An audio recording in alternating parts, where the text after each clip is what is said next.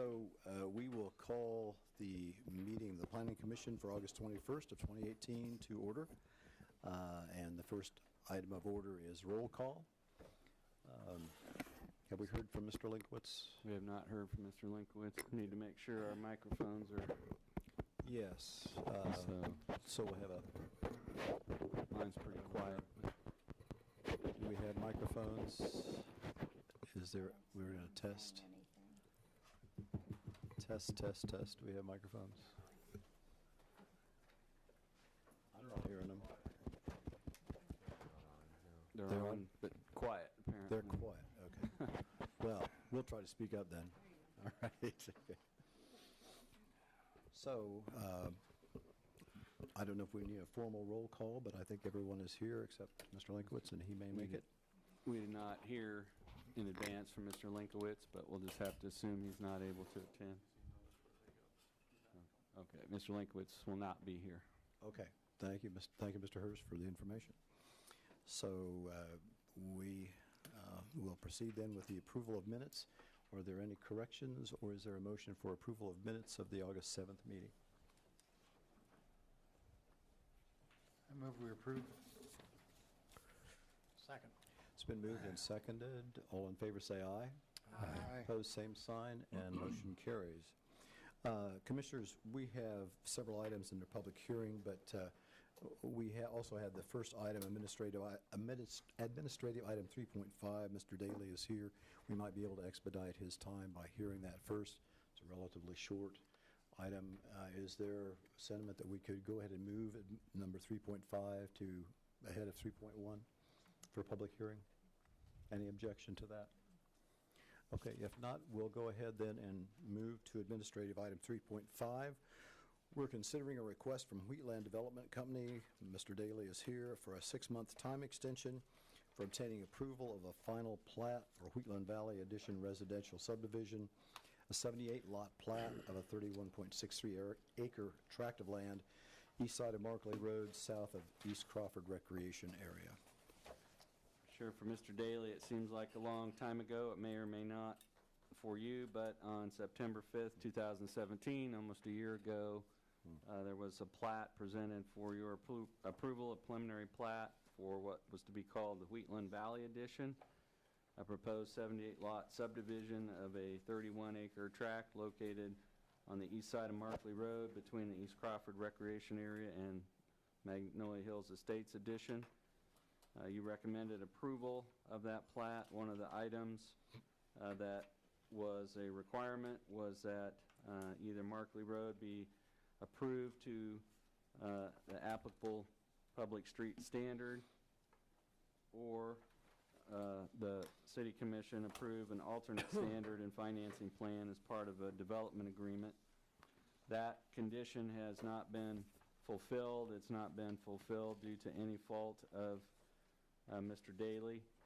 The city has been working with its bond counsel and legal counsel to try to look at all the different tools that are available to finance future improvements to these roads. And so what we've noted on page 2 of the report is that there will be a City Commission study session to explore financing options for roads like Markley Road and Holmes Road in similar circumstances on Monday, September 17th at 2018 in the study session room next door, or it may be held in this room if the audience is large enough. But representatives of the development community and planning commissioners are certainly welcome to attend that. But in the meantime, the 12-month time limit that Mr. Daly has to move forward with his final plat is about to expire, and so it's our recommendation that you by motion grant a time extension to Mr. Daly to allow staff additional time to finalize the terms of a development agreement to address future improvement of Markley Road. So I'd be happy to address any questions that you have, but I think you're familiar with the property there, Magnolia Hills Estates, and we have Mr. Daly's property and then the East Crawford Recreation Area. So, as you recall, the amendment to our subdivision regulations required that either the abutting roads be upgraded to a public street standard or a development agreement addressing how that would happen in the future be done, and we don't have a format and all the tools lined up for doing those types of development agreements, so Mr. Daly's been caught up in that discussion. I would move that the Planning Commission approve this extension for Mr. Daly. It's been moved and seconded. Any further discussion from the commission? If not, all in favor say aye. Aye. Opposed, same sign, and motion carries. So, thank you. That's good. We'll move to We'll that. communicate that to you in writing, Dan, but we'll also invite you to come to that study session on the 17th of September. So it'll be a learning experience for everybody, and we'll have our bond counsel there to talk about all the tools that we have available. What time is the study session? Should be at 2:30. That's a normal time for a Monday study session, so I believe it'll be at 2:30 in this room or the room next door. Thank But you. that's Monday the 17th. Okay, we'll then move to public hearing items. First is number 3.1, application Z18-17, filed by Ken Wasserman on behalf of Norton Wasserman, Jones, and Kelly, requesting approval of amendment to section 42-59D2C7 of the temporary use regulations in Article 4 of the zoning ordinance to increase allowable size of an on-site inventory storage unit located at a consumer fireworks facility from 120 square feet to 424.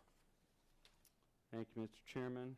I apologize for the lengthy report, but it's a good history lesson on the history of the legalization of fireworks. One of the interesting things that occurred was that we had, for a brief period, no fireworks code in place because there was a section that was inadvertently repealed, and that has been reinstated, but that was the fire code, and what we're dealing with is the zoning ordinance and the provisions that deal with consumer fireworks facilities.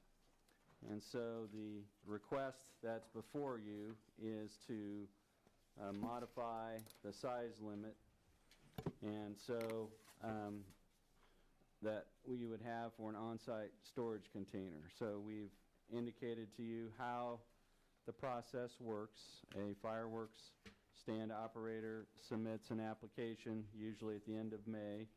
They submitted a deposit at the time of their application. When their permit has been reviewed and we're ready to issue a permit, we have a permit fee that's a sliding scale based on the size of the tent the operator has. The maximum size of a tent that you can set up in a parking lot to sell fireworks is 5,800 square feet. The maximum size of a storage container you can have on the site of your fireworks stand is 120 square feet, which would be comparable to a standard pull-behind trailer or U-Haul type trailer. 10 by 12 is a small U-Haul trailer size. The request that's before you is to increase that to 424 square feet, which just happens to correspond to the size of an 8 by 53 foot semi-trailer. And so the request is to increase the maximum storage size containers based on a desire to have more secure inventory storage on site in order to restock the sales tent. So what you generally have is that we have a process where the tent and stand is set up. City staff goes out to inspect it to make sure it's located and set up, everything is correct. We give the operator the go-ahead to stock the tent, but if a stand does well, then there are times when the tent operator has to restock their inventory during the week-long sales period. So when the ordinance was first adopted, the original draft did not allow for any on-site storage. It was modified, and the modification allowed storage unit up to 120 square feet. That has been the law since 2011. There was a request to modify that in 2015. The fire marshal at that time did not support that change, and neither the planning commission or city commission supported the change. But that 120 square feet is not, it's not based on any model code or National Fire Protection Association regulation. We've kind of highlighted for you on page 8 what those limitations are, and it does contemplate that trailers and semi-trailers or metal shipping containers would be used for that purpose, and so they're required to have a fire extinguisher system. They're required to have panic hardware on, or they're not required to have panic hardware on exit doors, but they have to be designed so that they can be secure. And so our current Fire Marshal Troy Long has no objections to the increase in on-site storage unit size as long as the storage units meet the criteria listed above. One of the things the fire department notes is that fireworks are regularly shipped overseas in similar metal shipping containers. They are hauled to the site of the stand in semis of that length, and there is not a great reported incidence of accidents or explosions related to that. So your role today is to hear staff's report, answer questions, hear input from stand operators, and then to determine how much on-site storage you think should be allowed at a consumer fireworks stand. And so you could recommend approval of the requested amendment. You could recommend a lesser change or a lesser increase than requested. You could refer this item back to staff for additional research, or you could decline to recommend approval. And so I think best thing to do would be to answer any questions that you have about the consumer fireworks stands. And we do have representatives here in the audience of people who operate fireworks stands, and we would want to have their input. Are there questions of staff? Item 6.14.6 says that you can stack the trailers. Is that what that means?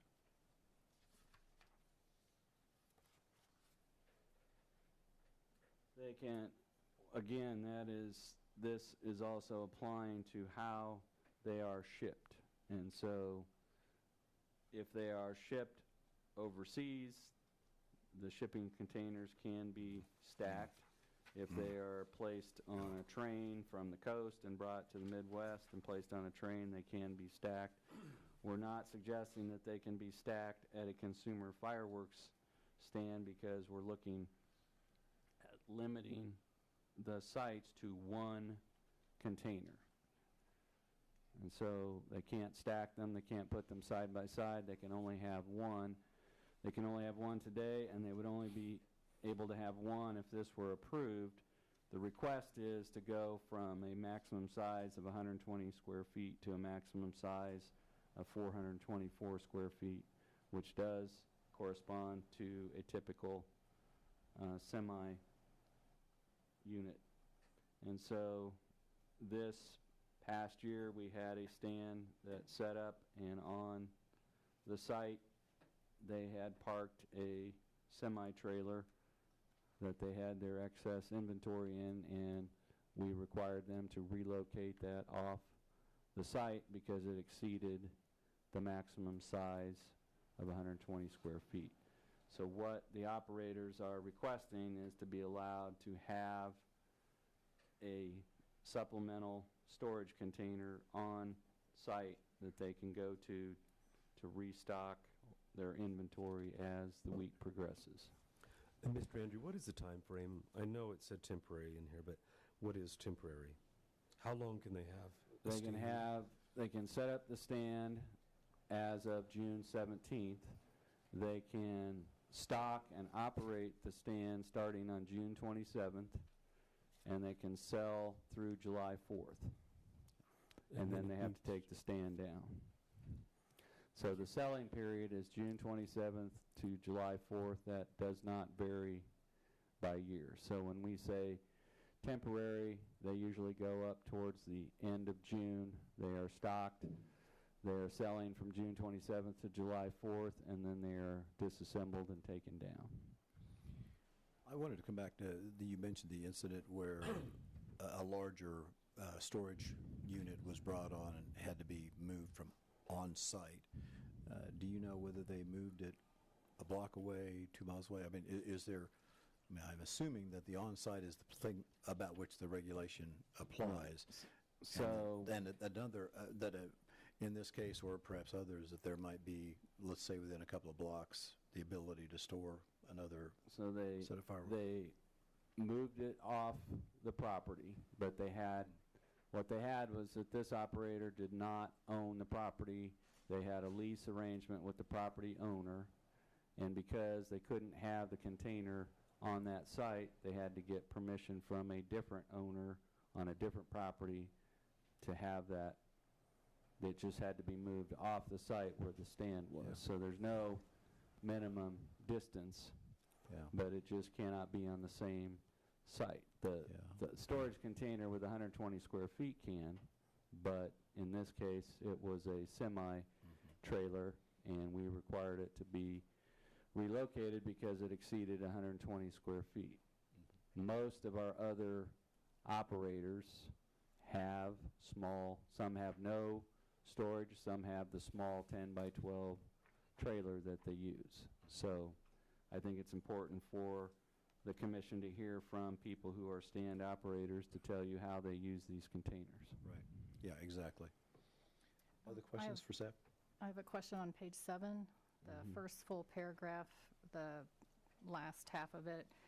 It said, talking about the last fire marshal's comment, and it said, the rationale behind keeping the on-site storage limit of 120 square foot was because should a vendor decide to increase their tent sizing, the additional storage inside the tent would also be increased. Did he mean increase the storage that we're talking about? Well, what happened was from 2011 until 2015, the maximum size of a tent you could have to sell fireworks was 2,400 square feet. In 2015, the Planning Commission recommended and the City Commission approved that be increased from 2,400 to 5,800 square feet. So the fire marshal at that time reasoned that if we're allowing stand operators to greatly increase their tent size, then they can accommodate more inventory in the tent. Therefore, he said, we're already giving them more storage by increasing the tent size, which more than doubled. Right. The thing is that most of our, if I double check we had nine operators.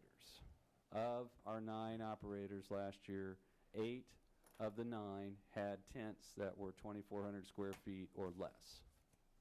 Only 1 operator had a tent over 2,400 square feet. So while there was a code allowance to allow the increase in tent sizes, tents can be expensive, and it takes more to hold them up and all that when they're over 2,400 square feet.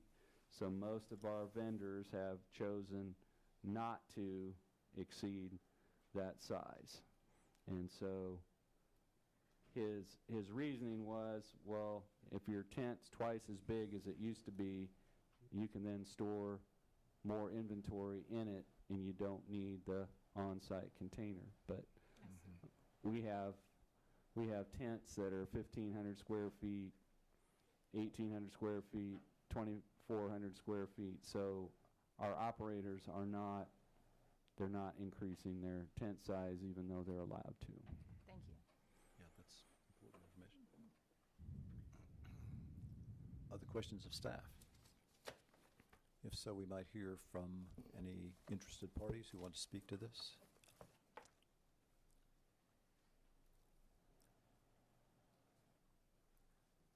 I am Chaz Coberly. I'm appearing on the on behalf of the applicant. Basically, just wanted to state that I'm here and present as required, and the summary basically takes care of everything that we had hoped to say. It's about convenience. It's about being able to sell more fireworks, basically. A bigger storage container would allow more fireworks, obviously. More fireworks would potentially allow for bigger profits. Also, we did some homework on surrounding areas. Most cities that we came upon did not have any restrictions at all. So Salina seemed to be a little bit unique in that regard. I do have some research. It's a little bit outdated on other cities if you are interested in that. But like I said, most of them either didn't have anything to say on it whatsoever, or they defaulted to like the Kansas state fire marshal regulations, which then default to the national standards, which, as this report points out, doesn't have any regulations on size at all. Yeah. Mr. Coberly, were the cities that you studied Salina's size and larger? Can you give us some idea about that? Yes, it's just typical Kansas cities: Abilene, Andover, Emporia, Hayes, Hutchinson, Junction City, Manhattan, Topeka, Wichita. Just a kind of a broad scattering of... And about what percentage of those had no regulation in that regard? I reviewed, we were the ones that submitted the application in 2015, so this research is a little bit outdated. From what I've seen, I could not find any that had a restriction at all. So Manhattan, Junction City, any of those you mentioned don't have any? Correct. Again, this is 2014 numbers. I did do some brief research this morning and didn't seem to find anything as well. Did they have restrictions on tent size? I did not look at that specifically. I think some did, but again, it was pretty vague. The whole storage section of their ordinances, like I said, either defaulted to the Kansas State Fire Marshal regulations, which again defaults to the national standards, which unfortunately is very vague. So, Mr. Coberly, do you have specific clients? I mean, you're a law firm. It appears that you are the applicant. Do you have specific clients that you're speaking for? Yes, sir. And how many? And at this time, it's just one. Okay. It's the same client as last time that requested Farha Fireworks. And is this the client who has the 5,800 square foot tent? I'm not for sure on that. Do we know, Mr. Andrews, that is the client? Yes, Farha Fireworks. They're representing Farha Fireworks as they did in 2015. Okay. And they were the applicants in 2015 to increase the tent size and the secure storage unit size. And what occurred in 2015 was that there was approval of the change for the tent size. There was not any change made in the storage container size. And I cannot tell you the one. I would probably concur that Salina probably has, and it was part of the selling point to the city commission at the time, that Salina has probably more detailed regulations for consumer fireworks stands than some other communities. But I cannot tell you the original source of the 120 square feet, but as Mr. Coberly states, it is not, there's nothing in the National Fire Protection bulletins or the State Fire Marshal's office that has a square footage limit on the storage. It just says that it has to be a metal, either a semi-trailer or a metal storage container. You can't have a portable wood building or something like that to store it, so it has to be non-flammable materials, and it has to be secure. But I cannot, the 120 square feet, I think it is correct to conclude that that is a local requirement. It's not a state standard. It's not a national standard. It was something that we adopted locally when we legalized fireworks. So, Mr. Coberly, is your client or any representative of his organization here to speak? No, sir. I am appearing on their behalf. I do believe we have someone here from Farha. Okay. My correction. Yeah, I think it'd be appropriate. absolutely. Yes, All right, thank you. Thank you, yeah. We do have some other sales Yes. people here as Yes, and well. we'd like to hear from them as well. Well, I'd be glad to answer any questions about any other communities or cities that we actually have locations in or tents in. Some of those cities. I'm sorry, protocol, I'm sorry. name, address, and so on. My name is Sam Colmia. I'm with Farha Fireworks. I actually live in Wichita, Kansas. I don't know if you need my street address or any of that. Some councils do. We have stands in Wellington, Andover, Mays, Goddard, Hayesville. They're all a little bit smaller population based than what you are, I believe. None of them have restrictions on either tent size or allowing for metal storage containers there. The real reason that we're asking for this increase is not so much that we can bring in more fireworks. We know exactly about, within reason, what this stand's going to do every year. Is for the security of those fireworks. The bulk of our business comes obviously on the second, third, and fourth. Everybody gearing up for their holiday barbecues and celebrations. What happens then is, up until then, we really don't sell a lot those first couple of days when we're first setting up and everybody's getting back into ready for the holiday celebration. So those fireworks sit in our tent, and unfortunately we're at the mercy of weather, and weather in Kansas, as y'all know, can be windy, rainy. We don't have to worry about snow so much that time of year, but we do have to worry about all the other elements. We've had incidences there. We've had tents blow down. This last year I was in a tent in Wellington, and we actually had a windstorm come through. Within 5 minutes, that tent had blown down. I was pinned in the tent. So obviously with those fireworks, we'd like to secure them from the elements. It also is security from, unfortunately, we have to think in this day and time about theft and, people coming in through stealing. We do have security 24 hours a day there, but at the same time, it's a risk we'd not like to take. So those are the elements, and that's the reasoning behind the request for the increase of the size of those storage trailers. As far as NFPA and Kansas regs go, there is no restrictions on the size of storage containers. None of the other communities do have any kind of restrictions on that. You are probably the only one that does, which is fine. I mean, I don't have a problem with that. It's just we just would like to be able to secure our inventory a little bit better. So, Mr. Comey, does the capacity of that semi-trailer then, in the event that you mentioned, does that have enough capacity to store all of your fireworks Absolutely. out of the weather? Absolutely. Yeah. And in the case of the 120-foot, it would not do that, I assume? It would not. Would it take about half of the inventory, do you know? Generally I don't know how other operators run, but generally what we do is we bring a semi-load in of, it will have both product and our fixtures, our tables, and cash register stands, that kind of stuff on that semi-trailer.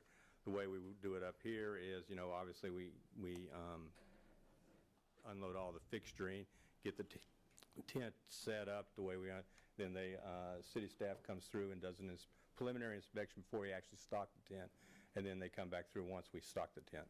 So what we do then is get the merchandise out of the semi.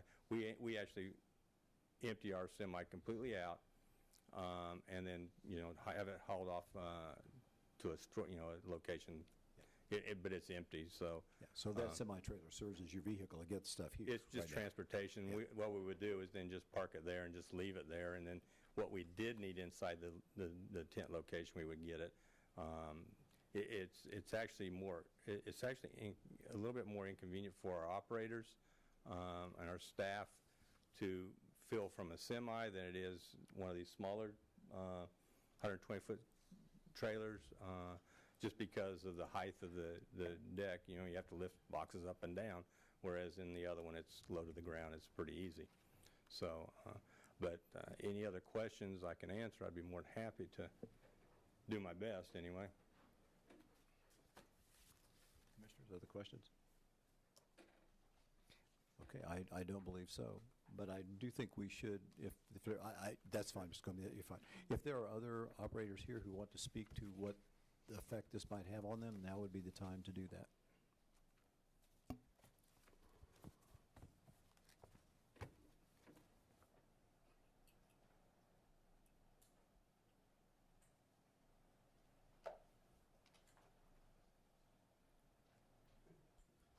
Good afternoon. I'm Ed Weinbrenner, owner, operator of Crazy Ed's Fireworks. We have the luxury of actually being local. So we've never had a reason to have the on-site storage, but it would make it easier because, typically when we need something here in town, we'll bring it in from our storage facility. And usually, we can be in there within 20, 30 minutes and, restock. One point that the man from Farhaw's brought up is the security. Like he mentioned, storms. We have storms that pop up, and if we have a container sitting there, then our help before, because we know that there's a storm coming, and because we monitor the weather very closely. And that would give us time to get, a lot of our product put away, and so we wasn't losing it. That is one big selling point to me, to increase the size of the storage container. And so would you be likely to do that if this passes? Would you be likely to use that kind of a semi-trailer by your stand I don't if this know passes? if I would use a 53-foot semi-container. I personally would rather use a shipping container, which is heavier duty, which is designed for shipping fireworks. If there was something that happened, it would better contain anything than what a semi-trailer would. Yeah. But I'm open to either. Yeah. I personally will use a shipping container. Right. And just have it brought in and dropped there, and that's what we'll use. And just to repeat, I think the commissioners, it's in the material, but this ordinance in no way affects the materials other than the basic regulations that it only regulates size. So you bring up something that would not be legally required, but would be helpful from a safety viewpoint. Okay. Yeah. I just, I support increasing the size of the container for, security. We wouldn't have to make the trips in, like we normally do, which would definitely help us because we operate multiple stands in multiple cities. And so we're, constantly on the go somewhere. And so most places that we do set up allows for, on-site storage. And Okay. so there's no limit on, what they will allow to, or how much they will allow to store or anything. Other questions? All right. Thank you very much, Mr. Thank you. Weinberger. Yeah. So for the commission's benefit, this application was filed on behalf of Farha Fireworks, but since it impacted all of our vendors or potential vendors, we did distribute notice of the proposed or pending amendment to all of our fireworks vendors from 2018, just so they'd have an opportunity in which Mr. Weinbrenner took advantage of. And Mr. Weinbrenner, we appreciate your being here for that purpose. Discussion, commissioners?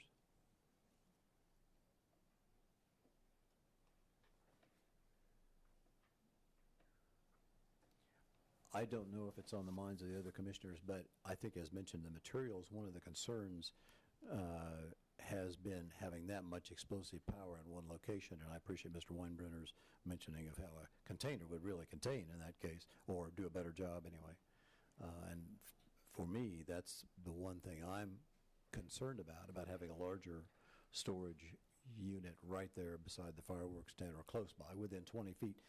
And that was a question I had too, Dean. One of these says within 10 feet, but I think we said it is 20 feet. Our that's required. requirement is 20 feet in our code, and we're not proposing any change to that. So as we look at this section, the only thing we're talking about is not exceeding 424 square feet. And so A means one, and so you can have a single secure storage unit for consumer fireworks inventory meeting NFPA standards, and those NFPA standards are outlined for you on page 7 and 8 of your report.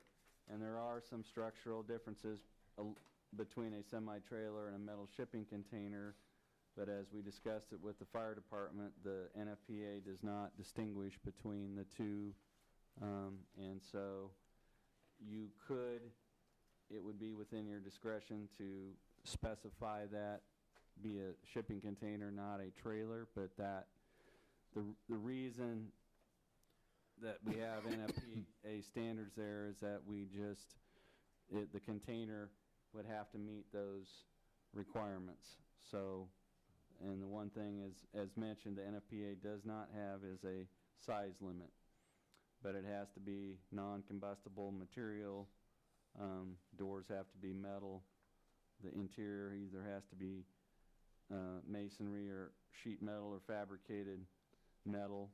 It has to be lockable, and so those would be the things that would be important from the fire department standpoint. And of course, part of the discussion that Mr. Comey raises is that it's convenience of him and Fireworks as a vendor to be able to pull that truck up there. A shipping container, I would assume, is a little more difficult to get in place. So, well, as I can, Mr. Hers and I can speak from our own experience, but it timed out this year so that when we gave the go-ahead for many of our stands to stock, that stocking corresponded to just the right time when a wind-driven rainstorm hit, and we did have, when we were doing our inventory inspections, there was some soggy inventory in some of the tents, because if you have wind-driven rain, or in some cases the water is coming through underneath the tent, and so if you have fireworks on the ground, it affects that. So there are observations about having not just secure from a security standpoint, but from a weather protection standpoint. Water-soaked fireworks usually don't sell very well, so. You're a master of the understatement. Commissioners, discussion, motion? I recommend approval of the proposed amendment to Article 4, General Use Regulations, by amending Section 42-59D to increase the maximum size of a secure on-site storage unit from 120 square feet to 420 square feet. Second? Who seconded? Okay. Ms. Jackson seconded. It's been moved and seconded. Any further discussion, Commissioners? If not, all in favor say aye. Aye. Opposed, same sign, and motion carries. Okay. Thank For you the very much. benefit of those in the audience, that is a recommendation to the City Commission. So that will go to the City Commission on September the 10th. And we have that 120 square foot in both the zoning code and the fire code. So on the 10th, the City Commission will consider changes to both those codes to change the 120 square foot number. So we'll try to get those reports out to you so you know ahead on September 10th when that will be on the agenda. We thank you for your attendance. Okay. So we'll move to public hearing item 3.2, application Z18-18, filed by Stephen Dorsweiler, requesting a change in zoning district classification from R, single-family residential, to I2, light industrial, on property legally described as south half of Lot 8 and all of Lot 9, Block 1, Cloverdale Addition. The property that is the subject is located on the south side of Woodland Avenue, east of Ohio, and addressed as 1332 Woodland Avenue. Thank you, Mr. Chairman and Commissioners. The applicant in this case purchased lots 8 and 9, Block 1 of the Cloverdale Addition from the Piper family in March of this year. These lots are 435 feet deep, and they extend from Woodland on the north all the way to Prospect Avenue on the south. The Piper family owned this property for over 50 years, and they had a body shop on the south half of Lot 10, and their holdings historically have been zoned R, single-family residential, and they had their personal residence at 1402 East Woodland, which is the north half of Lot 8. And so as you look at this area, the area outlined in blue is what's requested for rezoning. This piece right here is the residence at address is 1402. It is not part of this request. This particular platting of this area dates back to 1915. This area was annexed in the city in 1967. And in 1977, as we discussed, in an effort to try to protect existing residential uses by discouraging business expansion, the property, this entire area was zoned R, single-family residential. So if you could go to the color zoning map, please, John. Not that one, but do we have a color map of the area? Do we have a... So imagine, if you will, this area all being yellow. The yellow represents a property that's zoned R, single-family residential. The gray represents properties that have been rezoned to light industrial. And so in 1977, when the city was comprehensively remapped and rezoned, all of this area was yellow, and the gray areas represent properties that have been rezoned to I2 since 1977.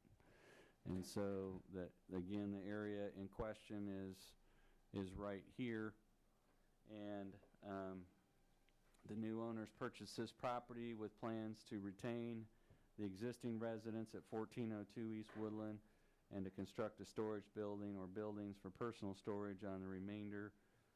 The existing R zoning does not permit commercial storage buildings, so they filed this application to rezone Lot 9 in the south half of 8 to I2, which is consistent with the zoning to the east and to the south. The applicant believes this requested zoning conforms with the trends in the neighborhood and the current use of the property, and it is bordered by I2 zoning on the east and the south, and a lot of the properties along Prospect is industrial in character. So of all the neighborhoods in Salina, this neighborhood might be the most mixed-use neighborhood that you could imagine, where you've got contractors, offices, and businesses intermixed with some residential.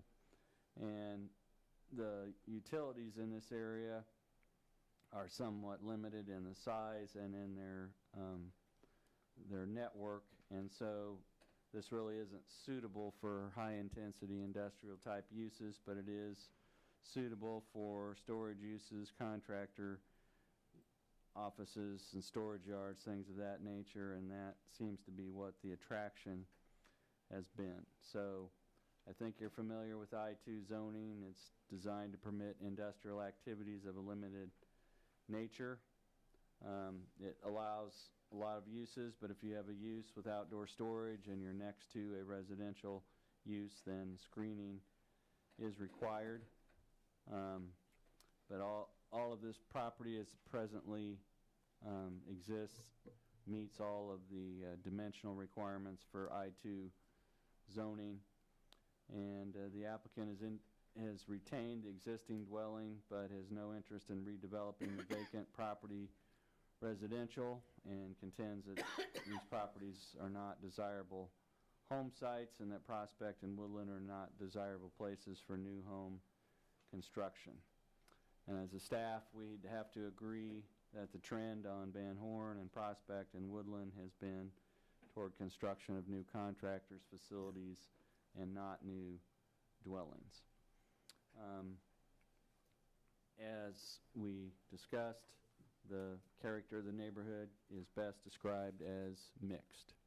And there's interspersed residences with contractor shops, warehouses, outdoor storage. The property that the applicant is seeking rezoning for is surrounded by property that's predominantly zoned industrial. So in 2010, or excuse me, in 2003, there was a property that was rezoned right next to this. It was the former Piper Auto Body Shop, and we reported at that time that 11 of the lots facing Prospect out of 18 on the north side of the street were zoned I-2. So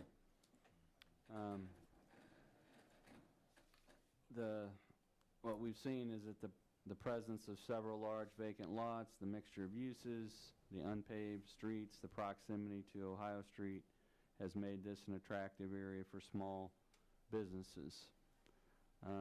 Most houses in the area are modest. Some are well maintained. A few are in substandard condition, but there seems, for the most part, to be a general get-along attitude with the residents and with the businesses. The primary complaint that we have received have to do with the speed of travel of some of the contractors and the dust that they stir up, but these concerns were recently addressed when the city Public Works Department went out and put a chip seal surface down on both Woodland and Prospect, and that has greatly reduced dust generation.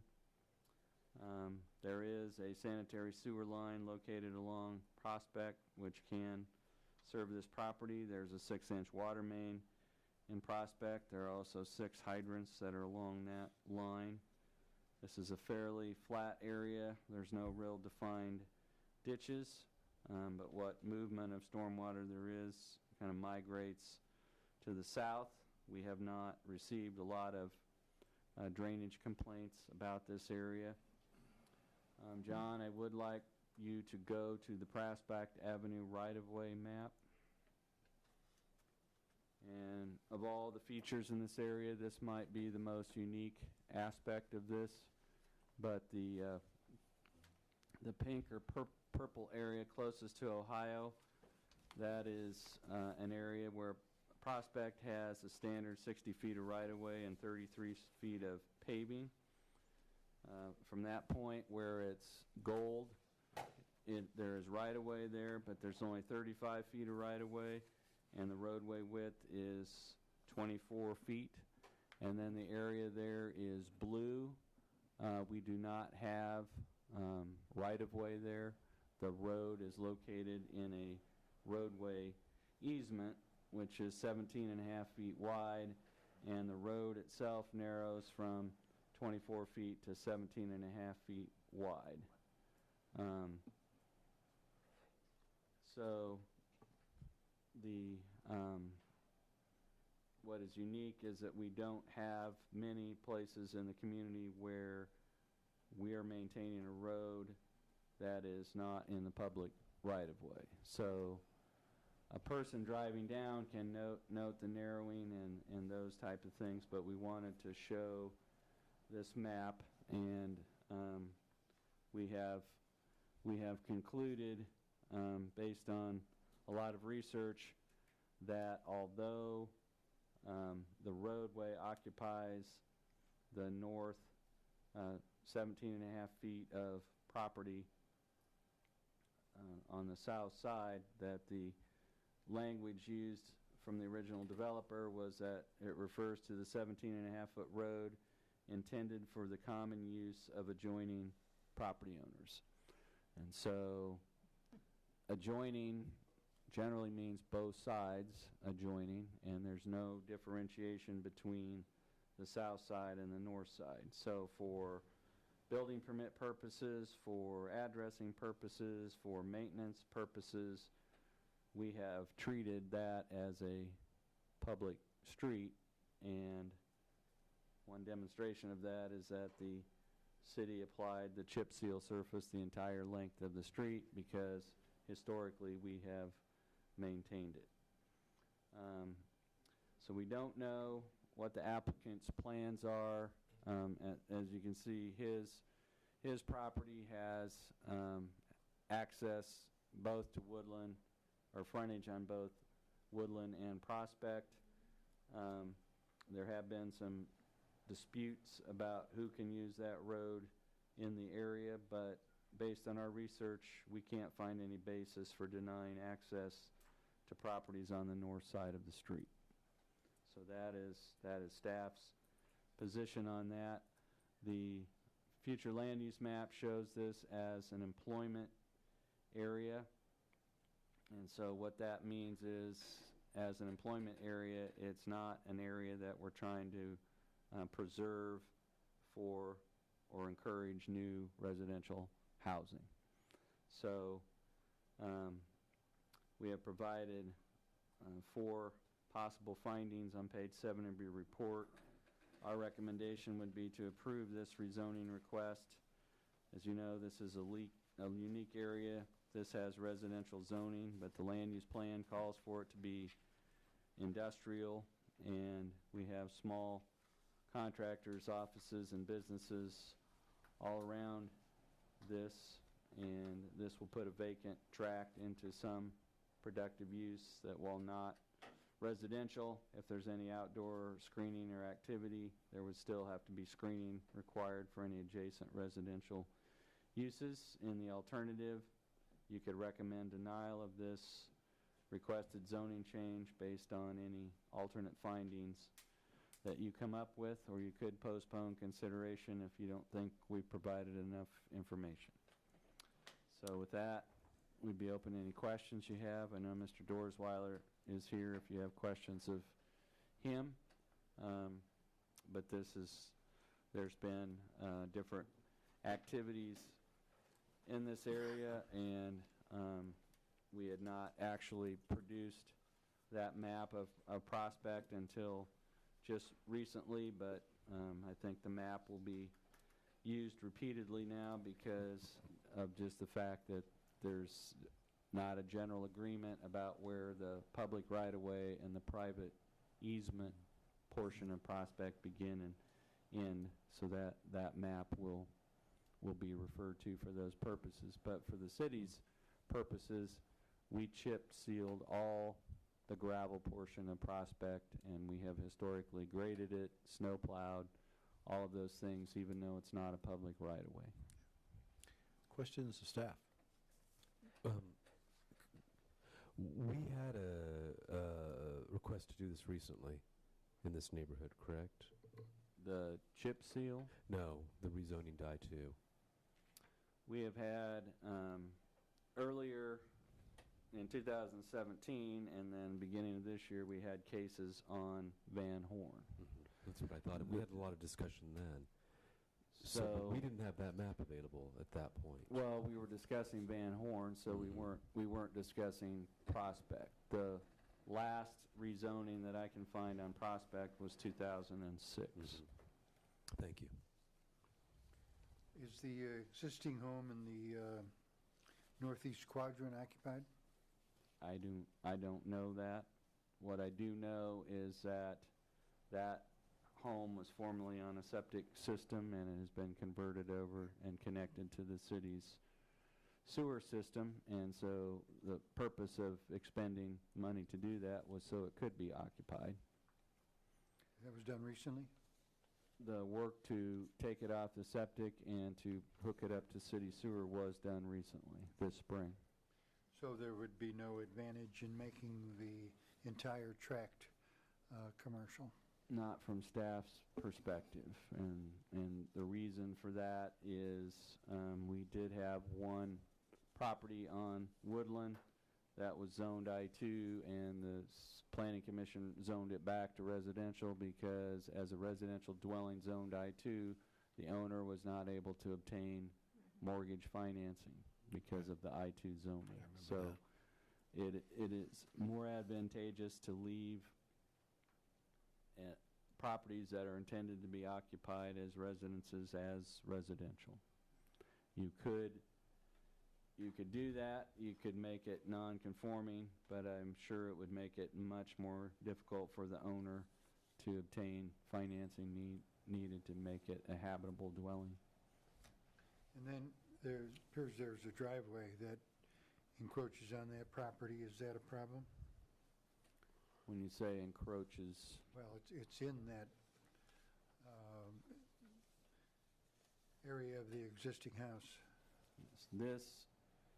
all of this property that's on this survey is owned by the applicant, Mr. Dorsweiler, so it's all under one ownership, so crossing lines doesn't necessarily represent an encroachment since he owns all the property.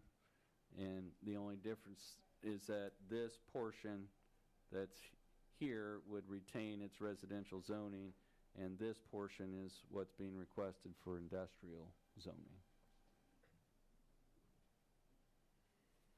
Do you have the color version of that, John? So this represents it better, but the red shaded area is the lot that's essentially assigned to the residents, but it's all owned by one owner, so there's no change or ownership difference there. Other questions for staff? If not, Mr. Dorsweiler, would you like to speak to this? Good afternoon. My name is Steve Dortzweiler, and my wife and I purchased this property with the intent of rezoning it to I-2, primarily because we wanted to put a larger storage building for personal storage on the property, and its current zoning does not allow that.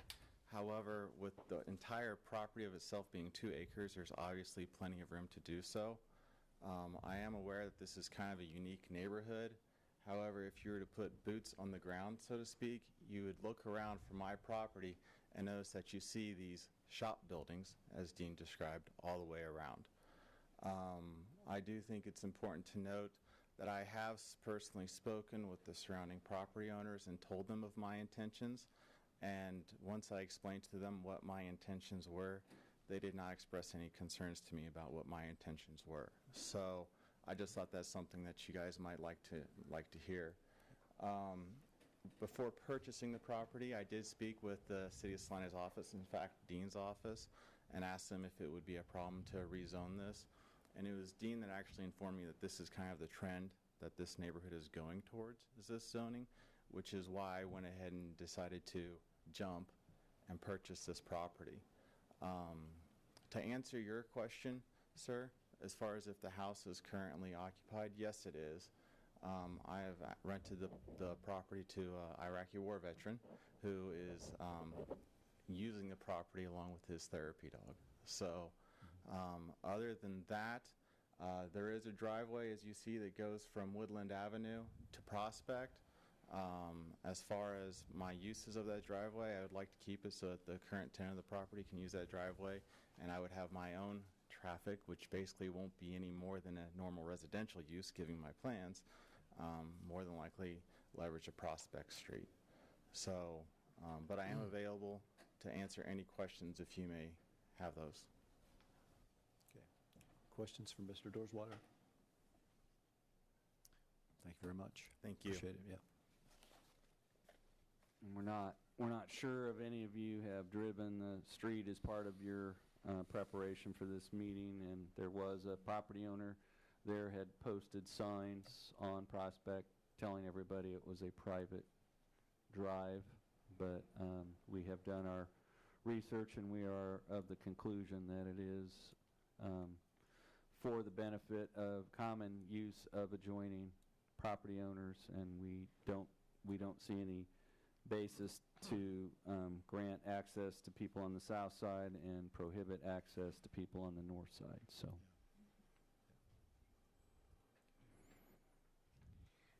Further discussion or motion from the commission?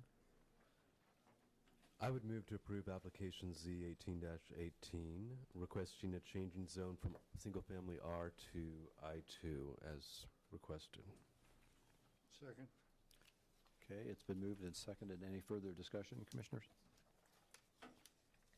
If not, all in favor say aye. Aye. Opposed, same sign, and motion carries. Thank you, Mr. Dorswater. Appreciate your presence.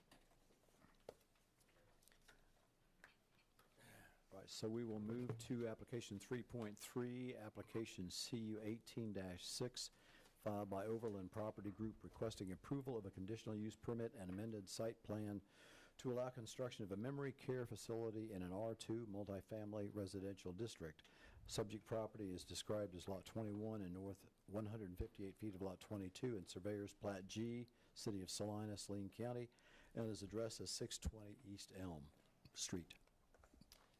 Thank you, Mr. Chairman. The good news on this case, we have lots of applicant representation, so they can do a better job of explaining some of this than we can. And Mr. Hers and I are going to tag team on this a little bit, just because I was involved in the original review. But for the benefit of the commission, back in 2000, this was pretty much just an overgrown site. It had tall weeds and grass. It had been used for some dumping.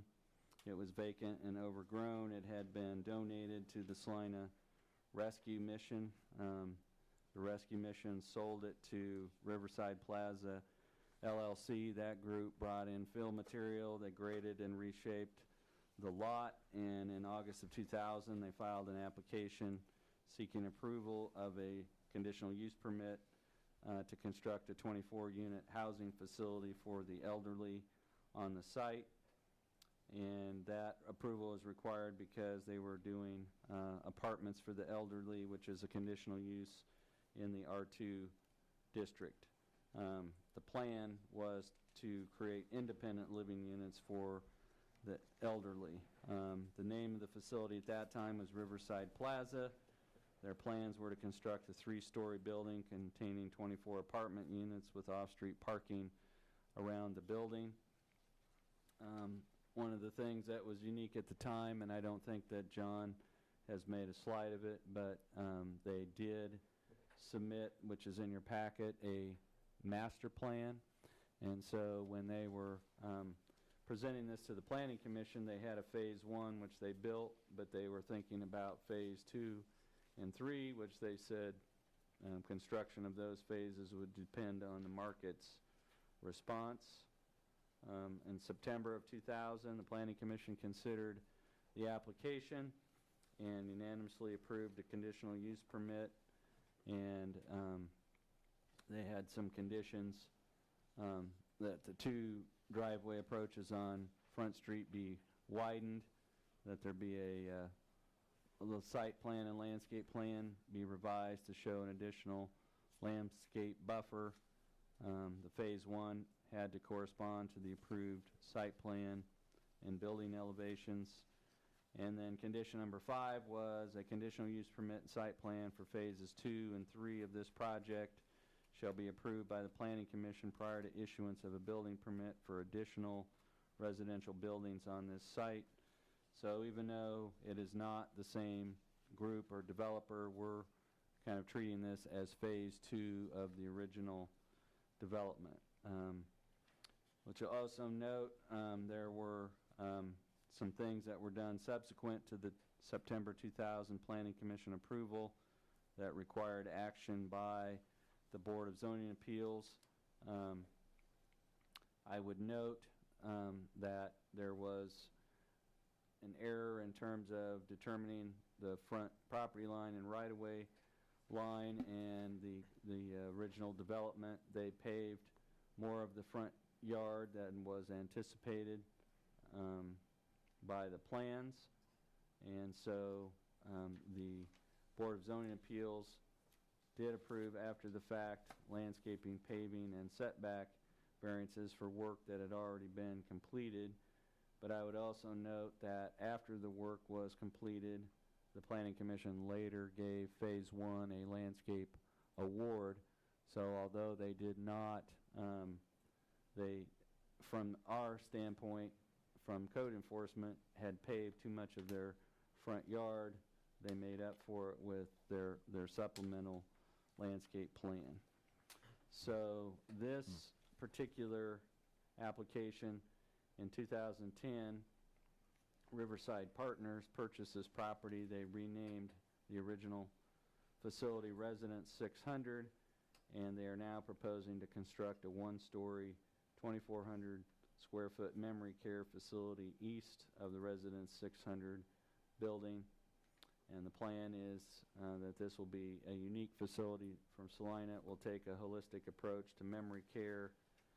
The plan is to have a 30-unit, two-house concept with a central common area.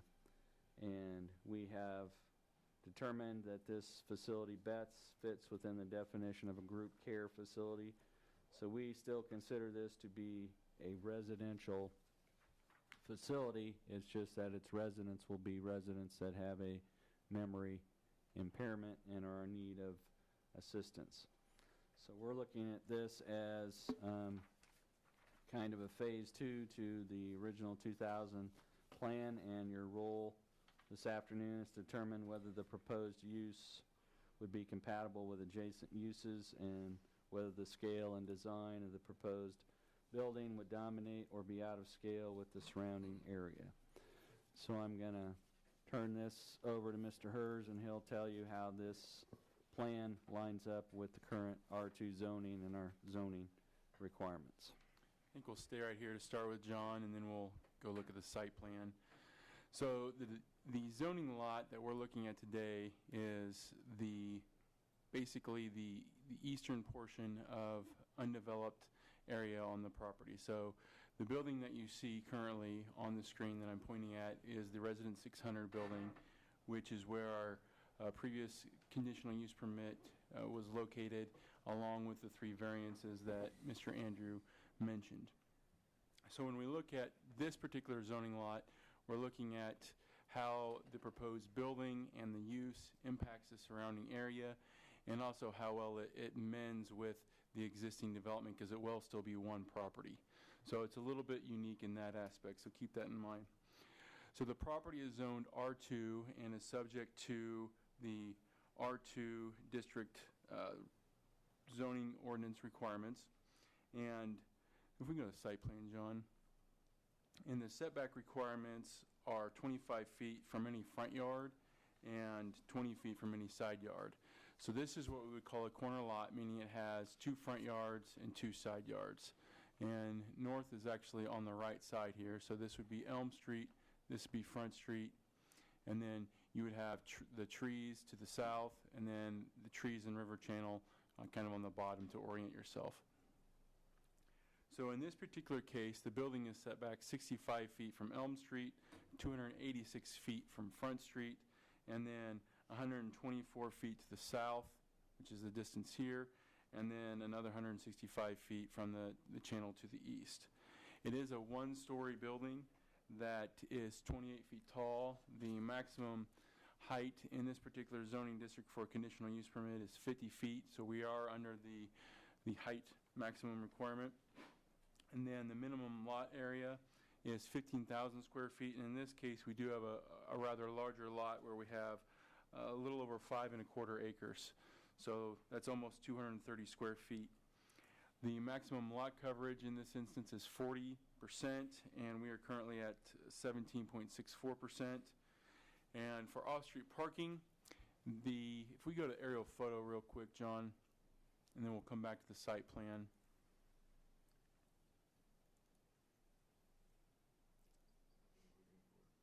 I was just looking for the aerial photo showing, I mean, this will work though.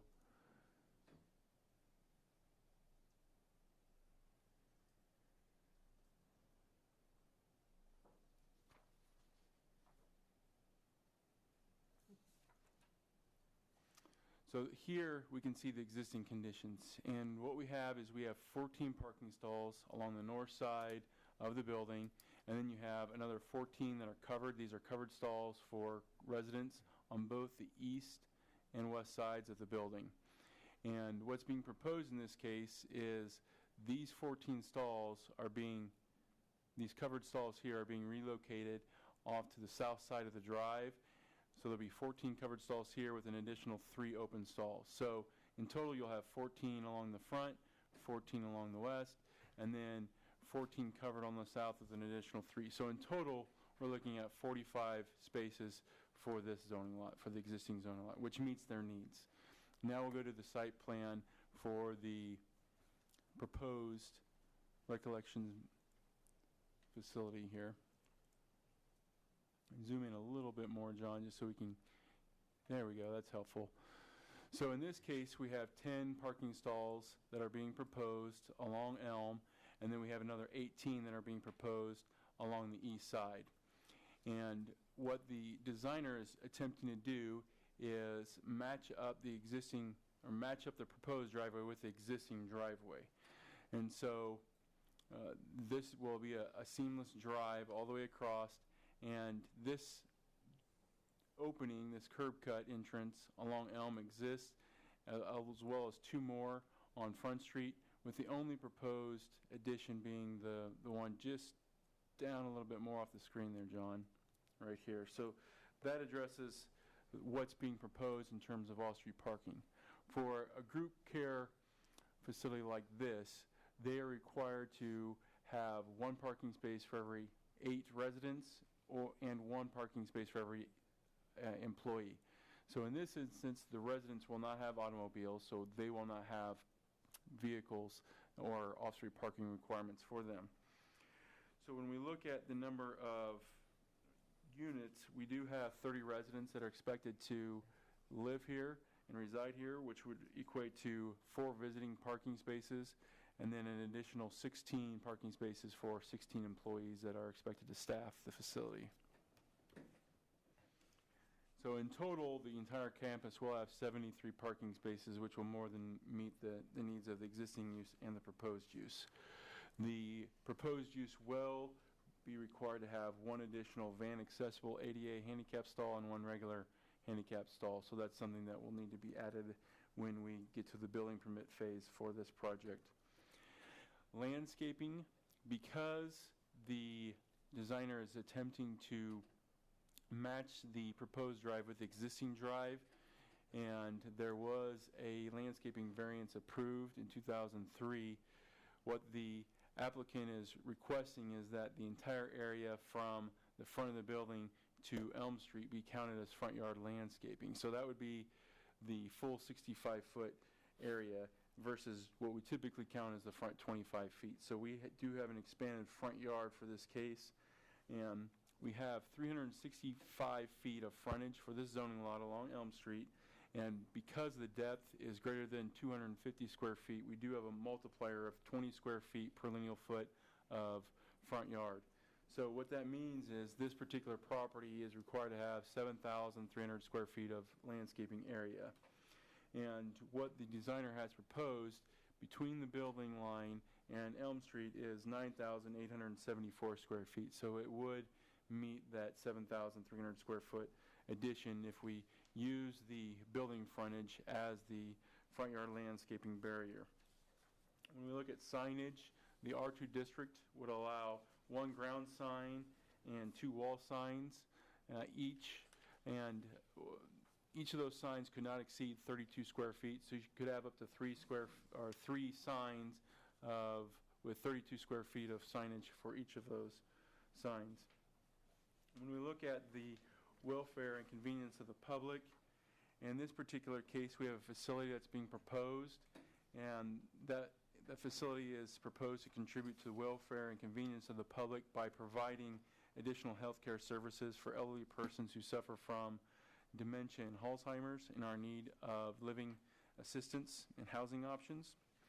Additionally, the proposed facility will be an infill development of an area that's already surrounded by fully developed properties and could bring a vacant property into a viable use for the city. When we look at the injury to the surrounding properties and the dominance of the neighborhood, if we can go to the aerial photo for this, John, I think it's helpful.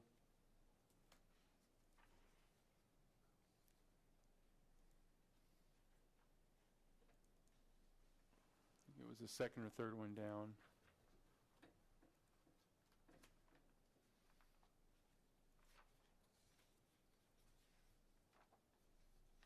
Just an aerial map.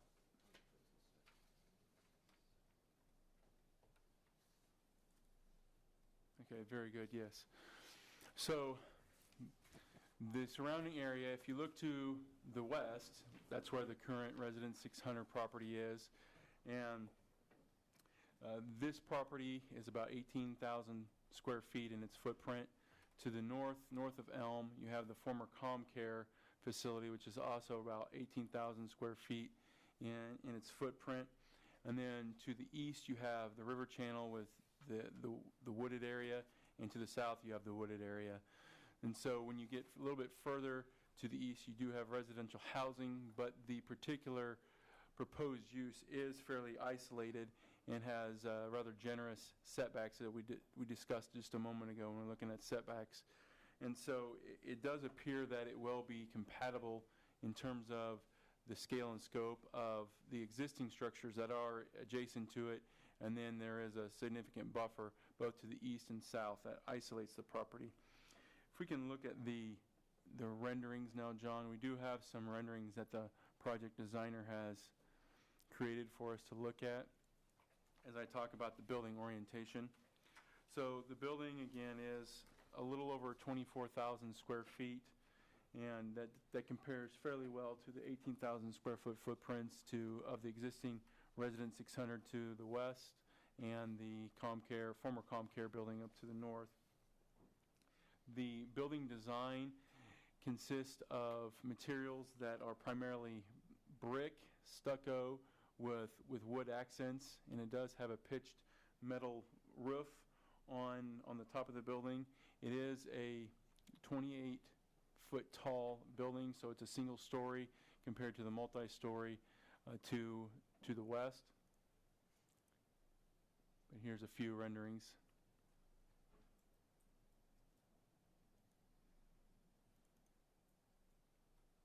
And here you see some of the parking and some of the landscaping, in addition to the gray stucco, the red brick, and then the windows are trimmed out with wood trimmings to accent them. So, Thanks. Mr. Hurst, just a quick question. When looking at those renderings, does the landscaping pretty closely approximate what the landscape plan would be? So that's one of the things we don't have. We have a landscaping area, so the landscaping areas have been laid out, and we've confirmed that the areas are adequate in size to meet the landscaping needs. What we are still needing is an actual planting plan that would give us the location and variety and types of all the different plantings that are being proposed.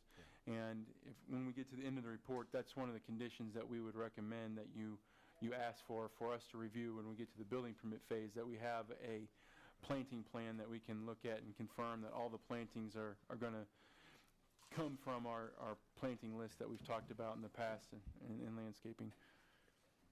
So the utilities, there are utilities in Elm Street that are convenient to tap into. There is a 6-inch water line that would supply a domestic water line as well as proper fire protection for the facility. There's also an 8-inch sewer line in Elm Street that would meet the needs of the facility. And all of the drainage will be sloped to the river channel. The old river channel is a convenient place to run off storm water runoff there. And traffic, access, and parking. Again, this is a corner lot. Most of the access for the proposed facility is going to come off of Elm, and there are 28 parking stalls there for that. There's also a drop-off. If we can go to the site plan again, John. There is a drop-off here to the east of the building so that you can pull in and drop off or pick up residents there and take them to appointments or wherever they need to go. the front yard area. The residence 600 to the west has a situation where their paving exceeds the 60% allowance. In this case, the paving area is 58%, with the other 42% being dedicated towards green space and landscaping. And there is a sidewalk being proposed along Elm Street that will be constructed as part of the development. So your options and alternatives as you review this is you could approve the application as submitted upon finding that the requirements of section 42-5972C, which is the conditional use permit section, have been met. You could approve the application subject to any special conditions. You could postpone consideration if additional information is needed, or you could deny the application if you don't feel it is an appropriate use and structure for the neighborhood. I do have 5 recommendations that you could look at and that we would recommend in looking at this. And the first 2 deal with items that we have addressed with the applicant since we submitted or sent out the staff report to you. And the first one deals with elevation drawings, and we have confirmed that it is a 28-foot building, which is under the 50-foot limitation. And we have confirmed that the materials are brick and stucco with wood accents. And we have also confirmed that the number of employees to serve the residents here is 16 employees, which would fit within the parking spaces that they've allowed for their employees. So item 3, 4, and 5 would still stand, which 3 being the detailed planting plan showing the location, types, and varieties of all the plantings that they are proposing for this site. And then number 4 is that development of the site shall substantially conform to the approved site plan. So essentially, when we go out into the field and we submit a building permit, this plan here is the plan that we will be referring to because of that. And then number 5 is that a building permit for this project shall be obtained within 6 months of the site plan approval. And that's so if for some reason the project doesn't come together and they decide to move in a different direction, that if somebody would want to put a new facility here, it would require additional review by you, our new application. Yeah. And with that, we will take any questions you might have. Commissioners? Yes, would the river renewal be impacted? You're talking about the river renewal project. What would be the impacts of that? Well, the river renewal is going to be a phased approach, and this is not one of the first areas, but there is the master plan has a plan.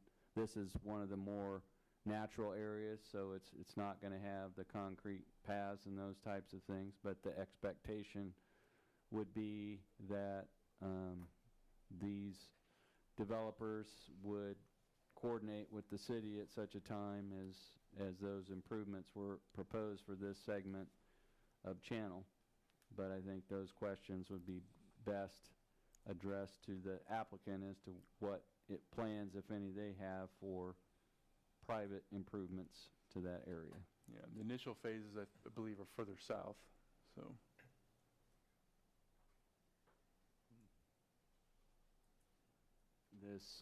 to my knowledge, this is one of the areas that we've identified where the city does not have any right-of-way or easements for channel side trails. So this may be an area where we approach these developers to work out a cooperative arrangement for walking paths or trails on the property. But this is not one of the areas that's going to have concrete line channel or boardwalks or things like that. Those are closer to the downtown area, and this is, in the master plan, is referred to as a more natural reach or natural segment. The channel, though, will be improved. Yes. And there will be some form of recreational trail along the channel, but it won't be to the same level as you have in the Oakdale Park or downtown area.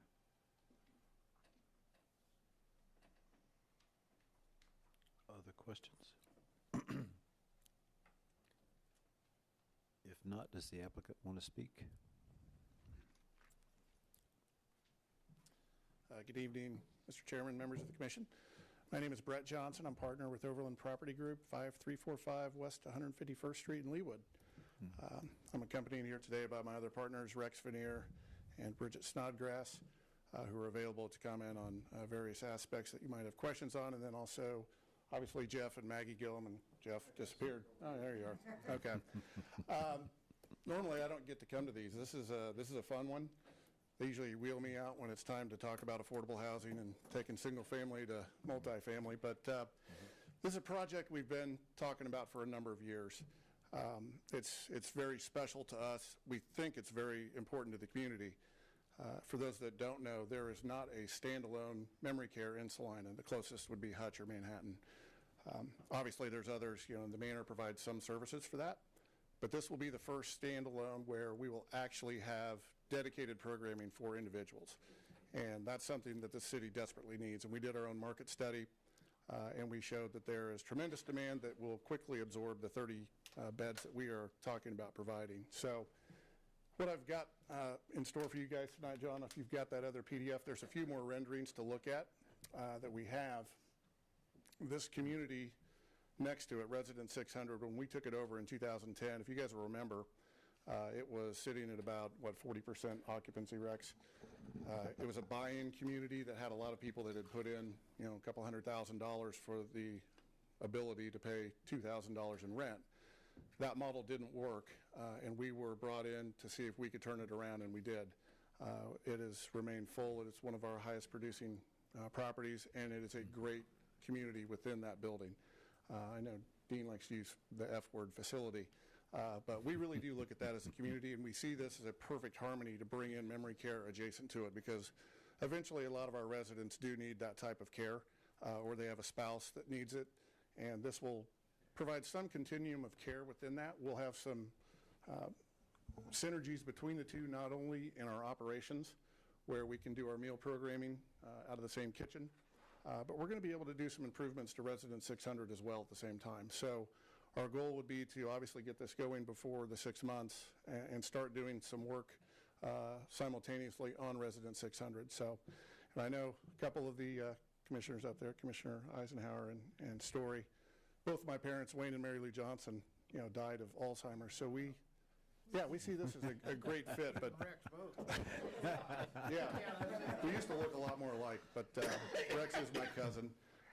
So this is very near and dear to us, and we've had a great relationship with you guys since 2003, which was the reserves at Prairie Glen, and now I think this will be our 5th development that we're doing. The Lee Building, we're hoping to start work on that pretty quick here, Jeff, right?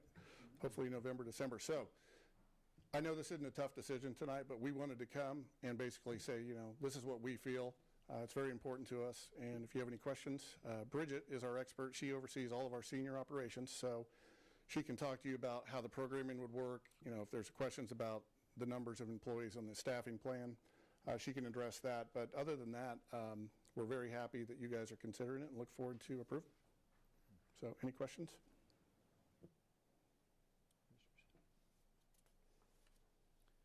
I think just the question that Dan had about the future potential river being developed there. Did you think about that at all? We did. In fact, we looked at the old plan that was drawn up, and I think it showed some walking trails maybe down there. It even showed a bridge across. There's some unique things going on down here, as you guys know, and this falls into an opportunity zone, which is a brand new program that the administration put together. We're looking at it heavily on our affordable housing and all the communities that have that opportunity. But you can use opportunity zones to do a lot of things. Now, there's not a lot of regulation on it right now, which is a good thing. So it's kind of the Wild West.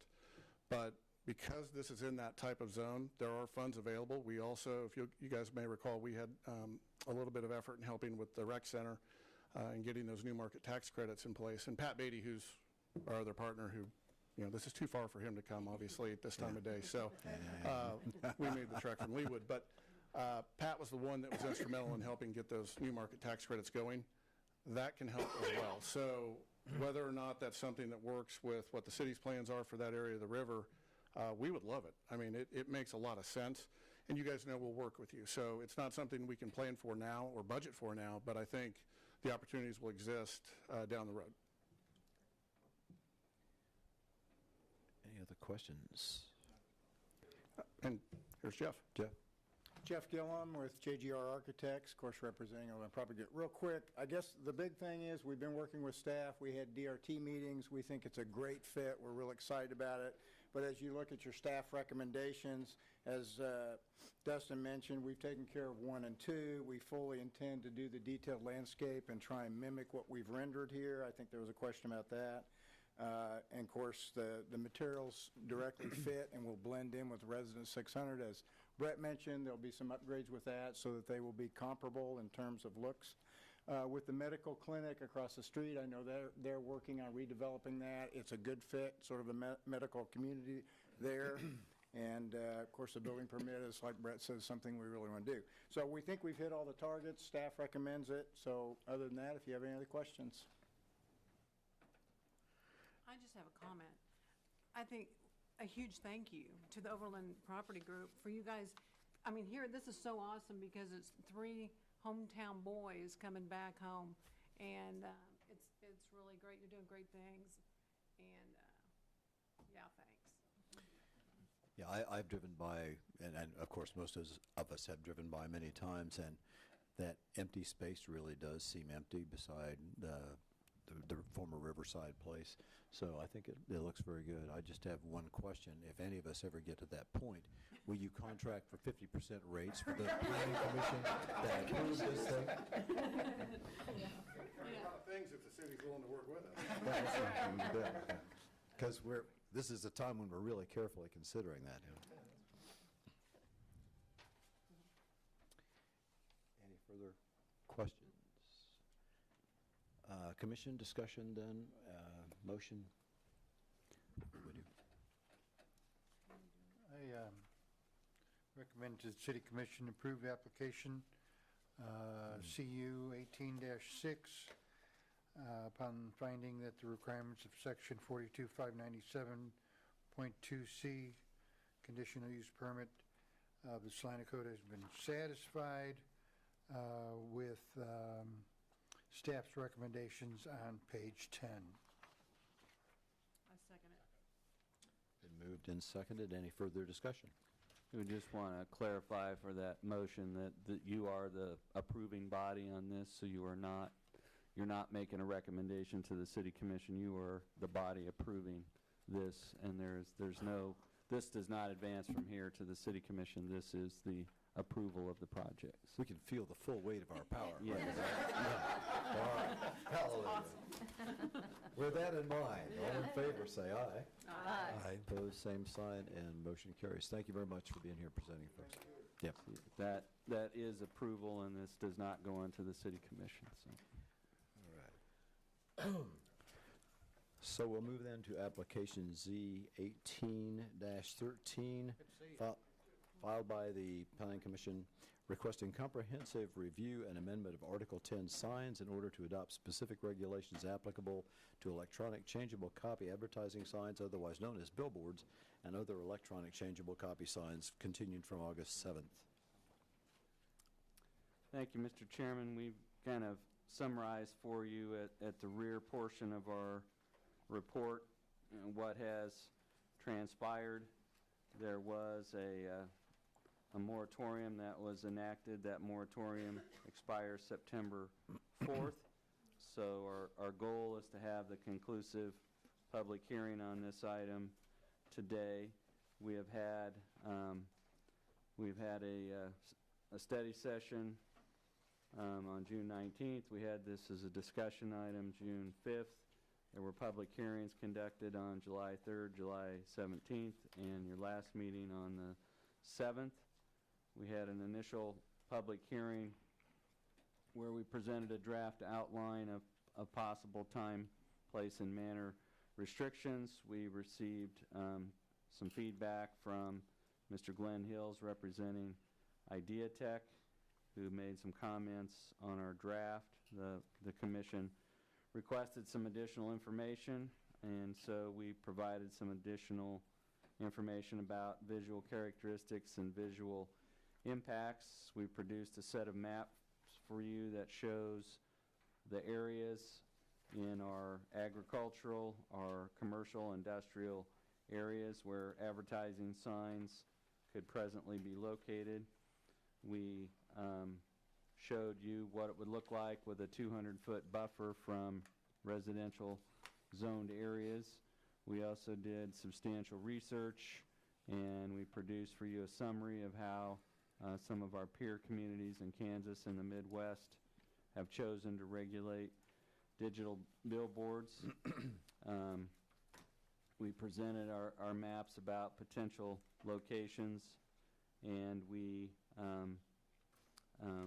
went out and identified the fact that we have 21 existing billboards within the city limits, and we identified additional stakeholders in addition to Ideatech Media, and we solicited their input on the draft regulations. And so we have, at your last meeting, heard from additional sign companies, and you provided us with additional guidance and feedback relating to changeable copy signs in the central business district, having a minimum lot size for billboard signs, having an adjustment based on input received for size of signs along interstates. You indicated that you did not support stacked billboards, and you indicated support for creating a special review process for billboard locations that did not meet the minimum residential buffer requirement or separation requirement. So we have prepared a draft, and that draft was based on feedback we received at all those meetings. And then subsequent to that, we've gotten some additional feedback from city's legal counsel. And so what we'd like to do is put those up on the screen just for final discussion or refresher. So you should have those, John. There should be 3 different sections, and we'll go over them as you get them called up.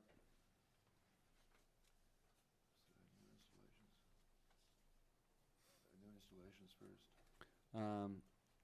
If you want to do new installations first, just let us know what you're bringing up so that we can discuss it. So this is a new section that would be added to the sign code because we don't presently have any rules that apply. We have rules that apply to electronic changeable copy signs, but not advertising signs, which is synonymous with billboards. And so you might need to enlarge that slightly, John.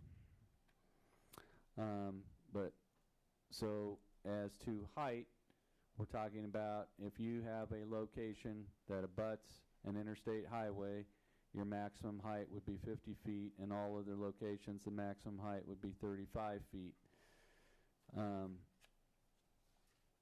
A stacked sign or a location with 2 signs facing the same direction on a single structure would be prohibited.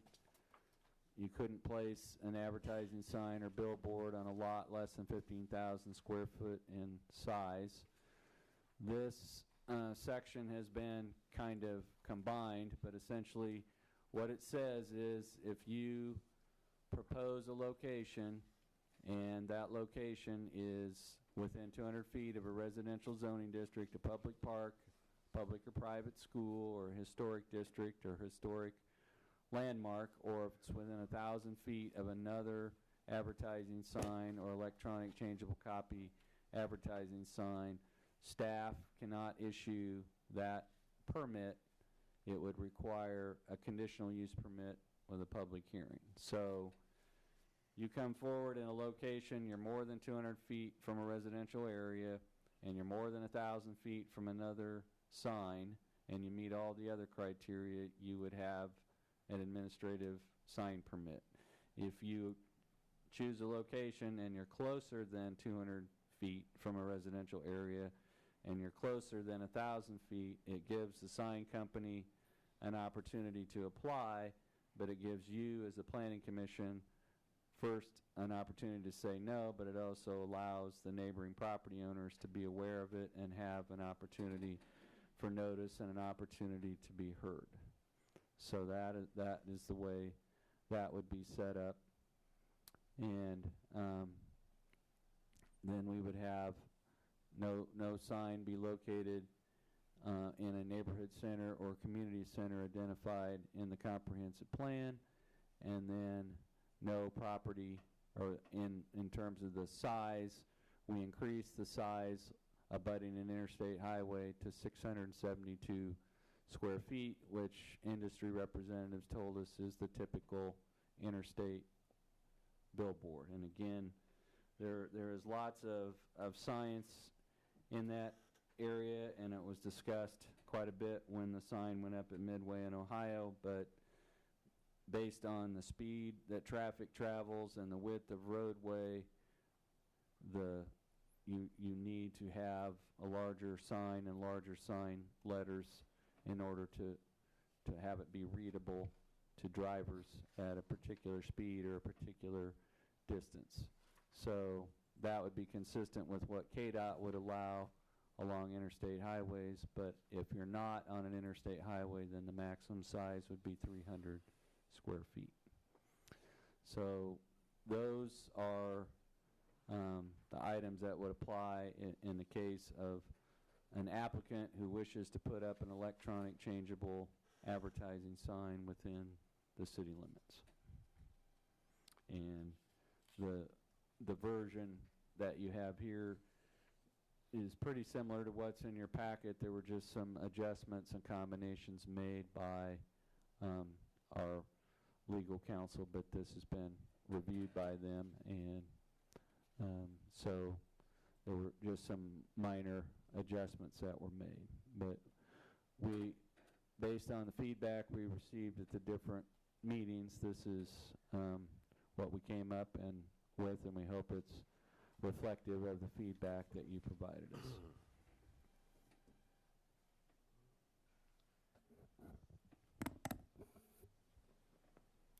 Are you ready for questions from the commission? If you would like, John, if we could go to the other two, and then we'll go over those, and then maybe that would be the time to have questions.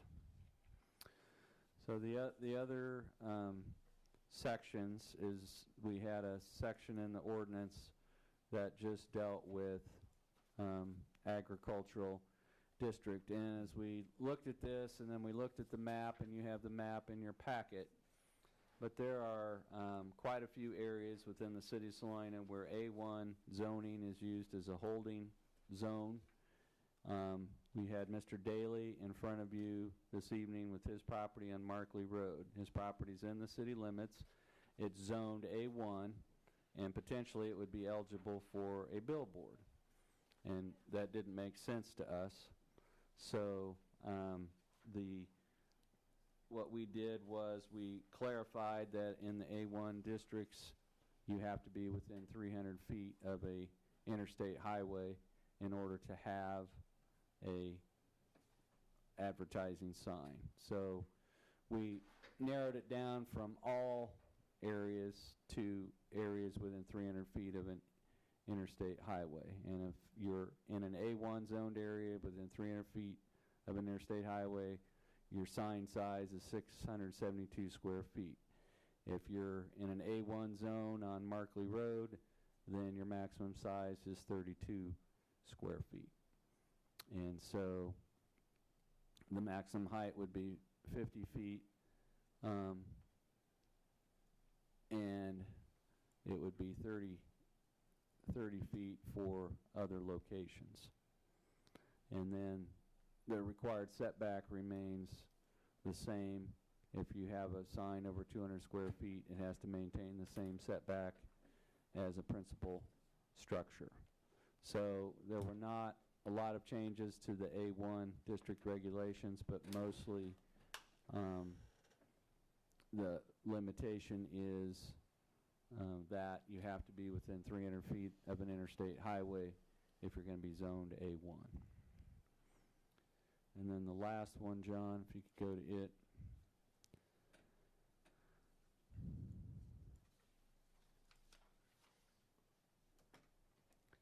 So we currently have a section in our sign standards that deals with illuminated signs or sign illumination. And there were some things in there that related to time and temperature signs and things like that. So this deals generally with all electronic changeable copy signs. It specifies the districts where they're permitted, where they're not permitted. They would not be permitted in the downtown area except on theaters listed on a historic register. And it proposes that if you have electronic changeable copy sign proposed for a historic theater, that would have to be reviewed and approved by the Heritage Commission. And then the other thing remains pretty much the same. We require that all electronic changeable copy signs be equipped with a photo cell dimmer or some other automatic dimmer control that adjusts automatically for brightness. And we require that owner or sign installer to provide written certification from the equipment manufacturer that the sign is so equipped. And that is not a change from the current. And then what we don't want to see is which we saw after it was initially installed at the Speedy Cash sign, and that is blinking, flashing, rotating, spinning.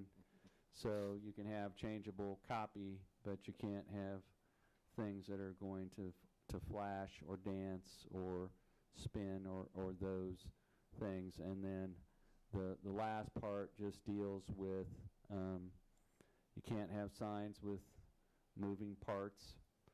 And so if you want to have a sign that has a moving arrow or finger that points, that moves, presently that's not allowed, and we're not proposing to change that. If you want to put a revolving beacon on top of your business location or strobe light, those are not permitted. And if you want to have a sign that emits audible sounds, those are not permitted. So this is just a general set of rules for electronic changeable copy signs. So no Las Vegas here, huh? At present, no.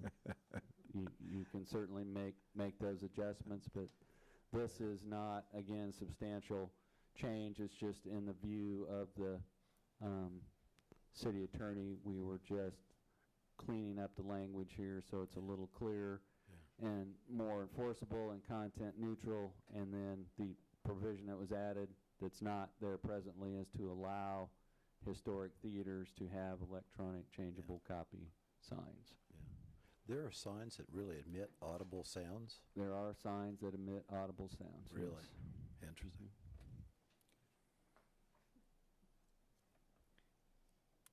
Commissioners, questions? I know you had a pretty thorough discussion last time. Is there any sign that would be considered not advertising? For instance, if a church wanted to put up a Bible verse. That would be considered non-commercial speech, and we discussed that. That was one of the reasons the city attorney wanted to discuss that with us.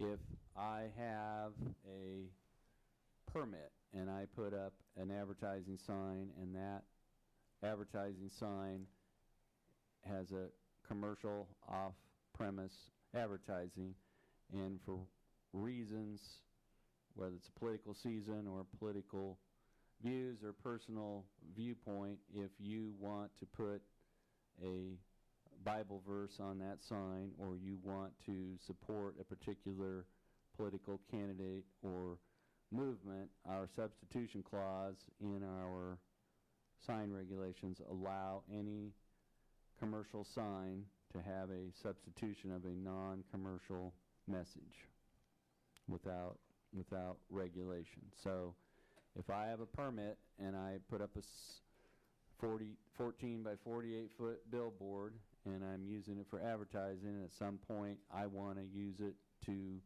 have a non-commercial message, whether that's a political viewpoint, a Bible verse, a support of a candidate, that is allowed under the substitution clause because we're regulating the time, the place, and the manner of the signs, but we're not regulating the content of what it says.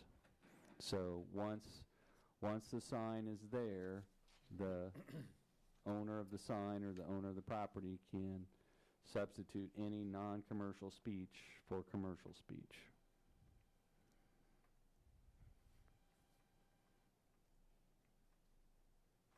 Is this the time to ask the question about whether the Planning Commission would consider recommending no billboards except on the interstate?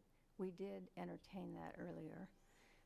In this, there was some comment that within certain circumstances, the community would be consulted whether they wanted a sign in that place. To me, any movement in that direction that's more comprehensive would be really good. It seems to me it's not just the aesthetics at all. I think that it's the distraction. It makes you not see other things in town with the big billboards. Are we already to the point where we cannot make any statement on that situation? No, this is a public hearing, and this is the point at which our goal was to get to a point to have something that we felt was sufficiently put together and reviewed by our legal counsel, that it was something that could be voted on. Right. If you will note in option 5, which we discussed with our city attorney and our city manager, it is within your discretion to choose option 5. Option 5 is you recommend that all the language that we have worked with to date here be modified and instead explicitly prohibit electronic changeable advertising signs. So that is an option, and we discussed that. So what that would mean is that if at least, because there's 8 of you here, so if there were 5 votes in support of an action that would expressly prohibit those signs within the city, that is a recommendation that this board has the authority to make. And then the city commission can decide whether to agree with that or to take a different direction.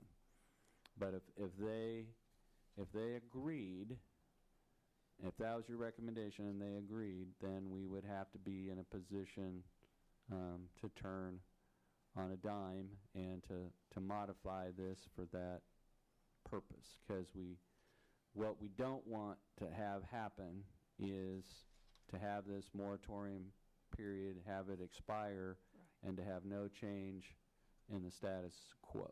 Yeah, I would agree with that entirely. I'd suggest it would be reasonable to ask the members of the commission to discuss whether that's an option.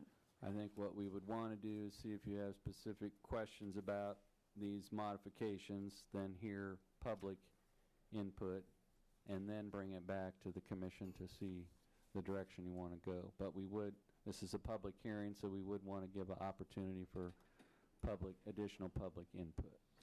Yes, that's point well taken. Thank you, Mr. Andrew. So at this point in the discussion, we would do that as a commission.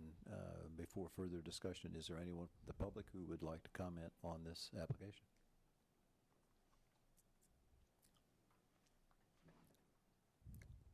Good evening, good afternoon, good midday, wherever we're at on it. I'm Cindy Proat. I'm with Luminous Neon out of Hutchinson, and I spoke with you previously. I appreciate the ability to have input even into the whole process, and for the most part was going to say I think we really support where you're going with this. Not sure where that last twist may have taken it. We don't do as much with the digital billboard aspect of it, and I don't know if you maybe could clarify for me when you were just talking about on kind of option 5 and potentially prohibiting electronic advertising. Are we still referencing the word advertising to really be meaning billboard? To be billboards off. Our code doesn't use the word billboard, it uses the word advertising signs, which refers to off-premise advertising as opposed to on-premise Right. advertising. So, And I don't know that that's even where you're necessarily wanting to head or anything, but if that were taken, that doesn't necessarily impact the It does not change on-premise. the electronic changeable copy signs that are on-premise business or identification signs. This amendment is primarily about the advertising signs, which would be the off-premise billboards, but we did adjust some of the language in our general section because we had some districts where we limited changeable copy signs to time and temperature only, and that's regulating content, and we don't want to be regulating content. So. Certainly. And I know the other gentlemen who were here last time would certainly be much more interested if that were the direction you end up deciding to go, and would probably like to have a little bit of input. The only other question that I had is on the C4 district. How encompassing is that? And I apologize, I'm not as familiar with locations. When I was talking to some of the individuals who work in the Salina area and the salesperson who is located here, they were asking if that also would impact, I don't know if the C4 district encompasses like the hospital or... It does not, and if John was nimble, we could probably find a map, because we do have a map saved of that. But if you have a mental map of Salina, it's essentially Mulberry and Santa Fe, and 2 blocks to the west and east of that extends from Mulberry up to Elm Street, and essentially from 8th Street over to 4th Street. So the C4 district is the city's historic central business district. I know that there is and I don't know the nomenclature, but in Hutchison there is a similar district that only applies to the downtown area, buildings with 0 setbacks, that type of thing. So the C4 district is that area, but it does not include the Salina Regional Health Center. That is zoned hospital, medical, and electronic changeable copy signs are allowed there. And then is the alley also outside of that district? The Alley Entertainment Center is inside the C4 Central Business District. Okay, and what about the Masonic Lodge? Masonic Lodge is outside the Central Business District, and the Masonic Temple has an electronic changeable copy sign. I think that was the concern, is they thought that there had been some fundraising to try to acquire an EMC, an electronic message center, and just, so again, we're really, I feel like, more of a pass-through of maybe trying to express what some businesses have expressed to us of desire for signage. You can clarify for that, John, but does not the Masonic Temple have an electronic changeable copy sign now? It does, yes.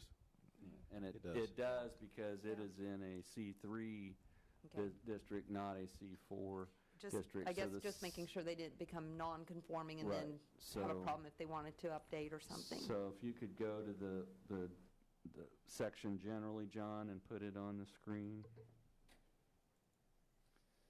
So what this does is this kind of summarizes in what place what the lay of the land is for, these are electronic changeable copy signs. So we allow them in residential districts subject to limitations. So we have 2 churches in residential districts, and those churches have electronic changeable copy signs. We have a university district that encompasses Kansas Wesleyan and K-State Salina, and they're allowed in that district. We have a public use district that covers our schools and other public facilities. They're allowed in that district.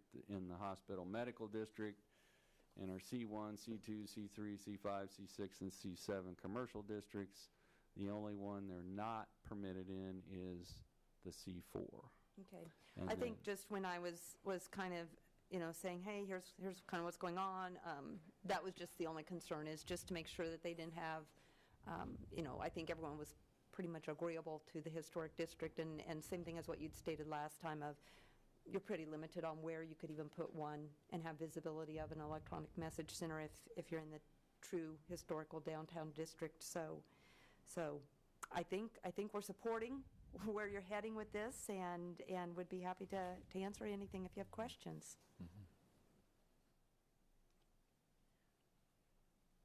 I'm wondering if procedurally, we might first just establish by, not by motion, but by indication, if any of the commissioners see any of this, should we approve these signs? Is there anything that any commissioner would want to see changed in the proposed amendments? I like number 5, like Joan suggests. No, I know. So number 5 is the directions we can go. But as per the drafts that they presented, if we were to approve these billboards, does any commissioner see any change in the drafts that they would want to make in the language here? You had a discussion when I was gone. From my recollection, the things that we indicated and outlined are specified exactly in this draft. I see nothing in there that isn't exactly what has been communicated to staff to do on our behalf.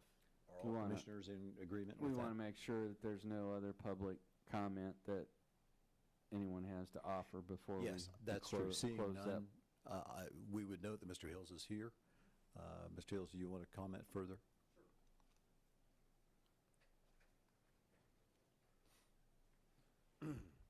Good afternoon, Glenn Hills, Idea Tech Media, Bueller, Kansas. Just after listening to what all you had is one of the things I just wanted to bring up in the Ag District, the state of Kansas does not allow off-premise advertising permits in agricultural at all. So for any sign company, billboard, outdoor off-premise advertising sign company, we could never get a state permit for that. So just wanted to let you know that ag is completely out with the state of Kansas. My next, what I would like to talk about is we came in here 4 months ago trying to work with you on this.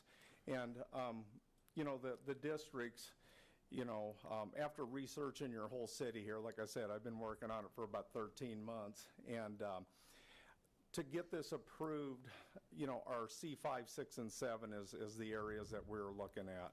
All the other districts we are not even looking at. And right now, after reviewing with a 200-foot distance from residential, any other thing, the 1,000-foot, that pretty much eliminates from what I looked at 13 months ago till now if this got approved.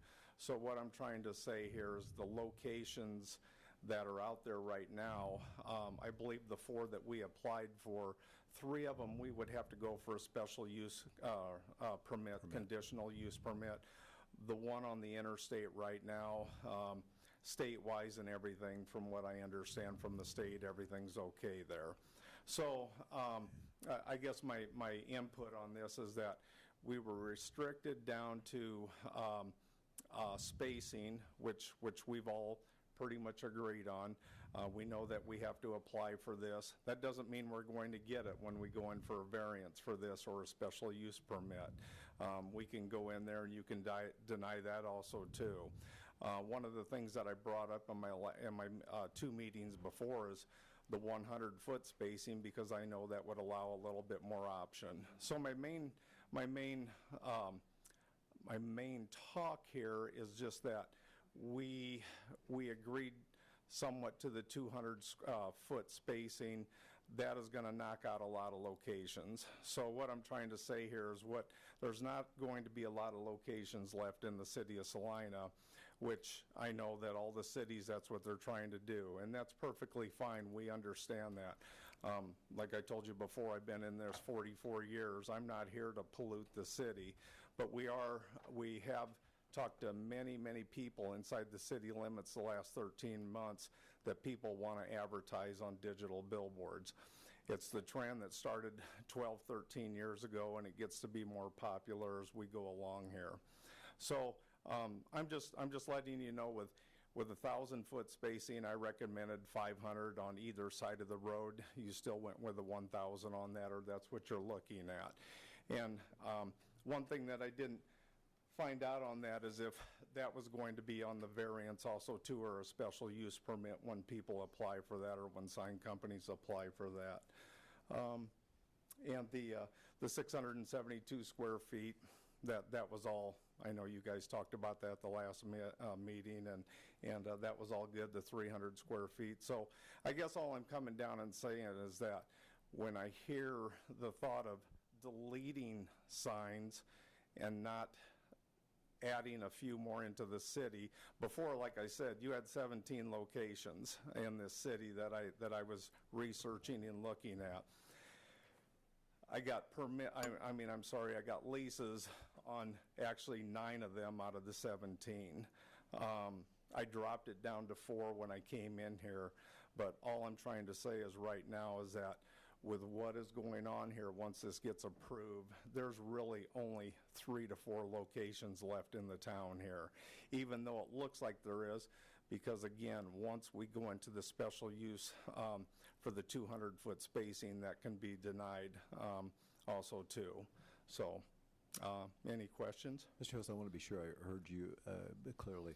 If there were 4 sites that you applied for and looked at as reasonable, and did I hear you right that only one of those with the 200-foot residential spacing would be That is eligible? correct. That is correct. So you could apply for a use permit within that boundary, but that would screen out all but one of the 4 That is you had. correct. Yes. Okay. Yeah. Yes. And a quick question, too. I also wanted to understand the agricultural. I'm not sure I understood the off-premises.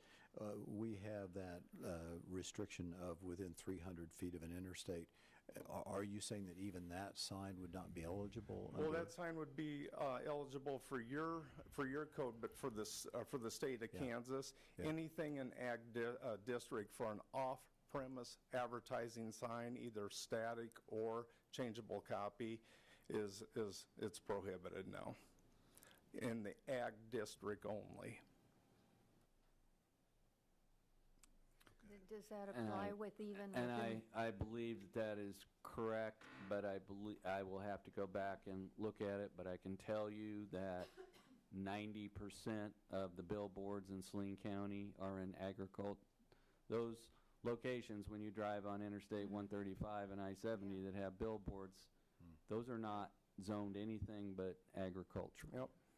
And so Saline County's code and the City of Salina's code, my reading of it, and I could be incorrect, but that if it was zoned agricultural, but the local jurisdiction, be it county or city, permitted the sign, then the state would permit the sign.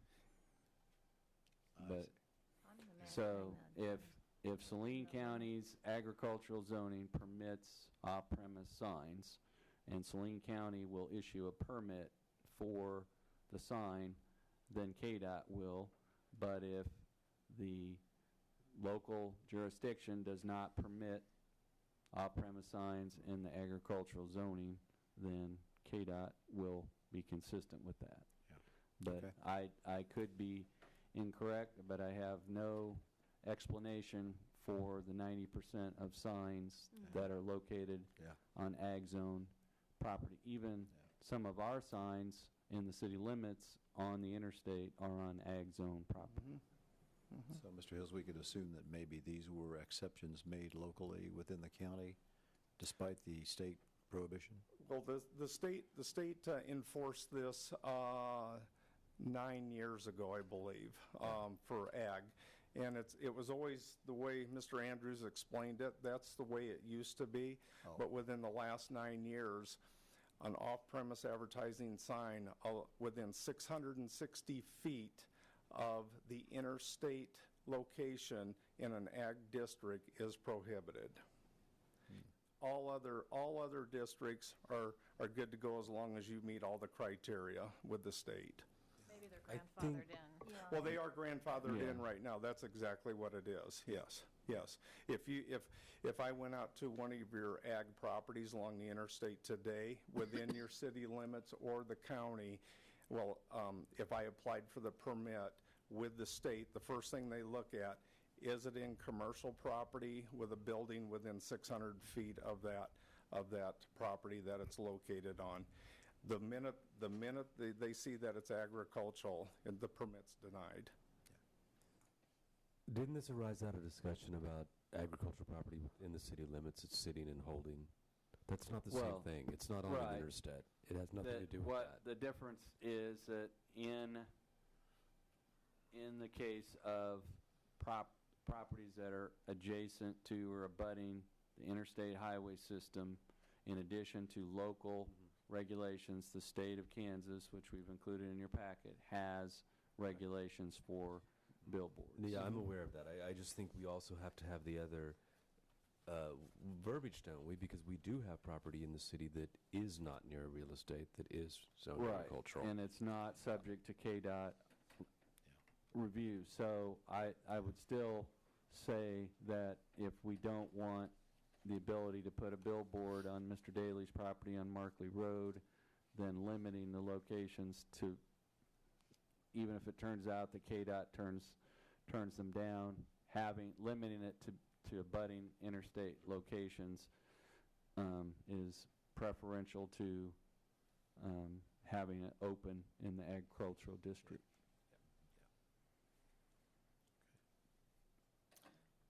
Other questions for Mr. Hills? So the only other Thank thing you, all I was saying is that with the ag district, I know that you guys have brought that up since we started this, and I just wanted to let you know that all the advertising structures in the state of Kansas, they need to be in a commercial zone district. So, anyway, that's all I got. Okay. So you do see that the way this is set up, that if it's a location, and the location that we receive for an application is within 200 foot of a residential zone, or if we determine it's within 1,000 foot of another advertising sign, then that becomes a conditional use permit application and not an administrative sign permit. But if you are more than 200 feet away and you're more than 1,000 feet away from another sign, then that is just a sign permit like other sign permits we issue. Yeah. Okay. So, Commissioners, I think we'll bring it back to Commissioner Jackson's question. Any discussion? Actually, could I ask one more question? I'm looking at the permissible areas map, and like along Broadway north of Crawford, it's commercial now, but let's say someday it's residential. If a billboard were there and then it was zoned residential later, could that be removed? Or might it be grandfathered in? It could be removed if the city set up an amortization program, and there are a few communities that have done that. Lawrence has chosen not to do it. Every billboard in Lawrence put up before September 1994 is grandfathered. Since that time, they have not allowed any new billboards to be installed. One of our things that we attempted to do, which I still would like to do, is I know for a fact that we have 21 billboards in the city limits, and there's a certain percentage of those billboards that are non-conforming. They're there, but if they blew down or disappeared, they couldn't go back. So in the case of you have a site, the billboard was legal when built, the zoning changes, it's no longer conforming, it can stay there until it's removed or till it blows down, or the city could try to adopt an amortization program where basically the community buys the sign company out. They would have to compensate them for removing the sign. And there are some communities that have done that, and I know for the project at Waterwell Interchange, we did basically purchase a billboard and amortize it out. And amortization means that you look at what the billboard would bring in over a specified period of years, and you compensate the owner for that when you remove it. Why was that done? Why was that done? Because the sign as it existed was located in a future ramp area for Waterwell Road interchange. And so the billboard was purchased essentially by the public to remove it from the area where the ramp was going to be built.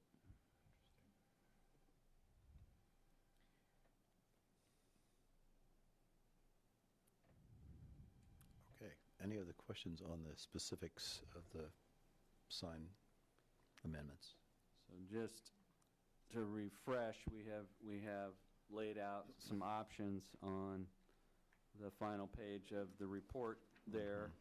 And the first option is to recommend approval of the proposed amendments and additions as drafted and presented by staff, as you've seen today.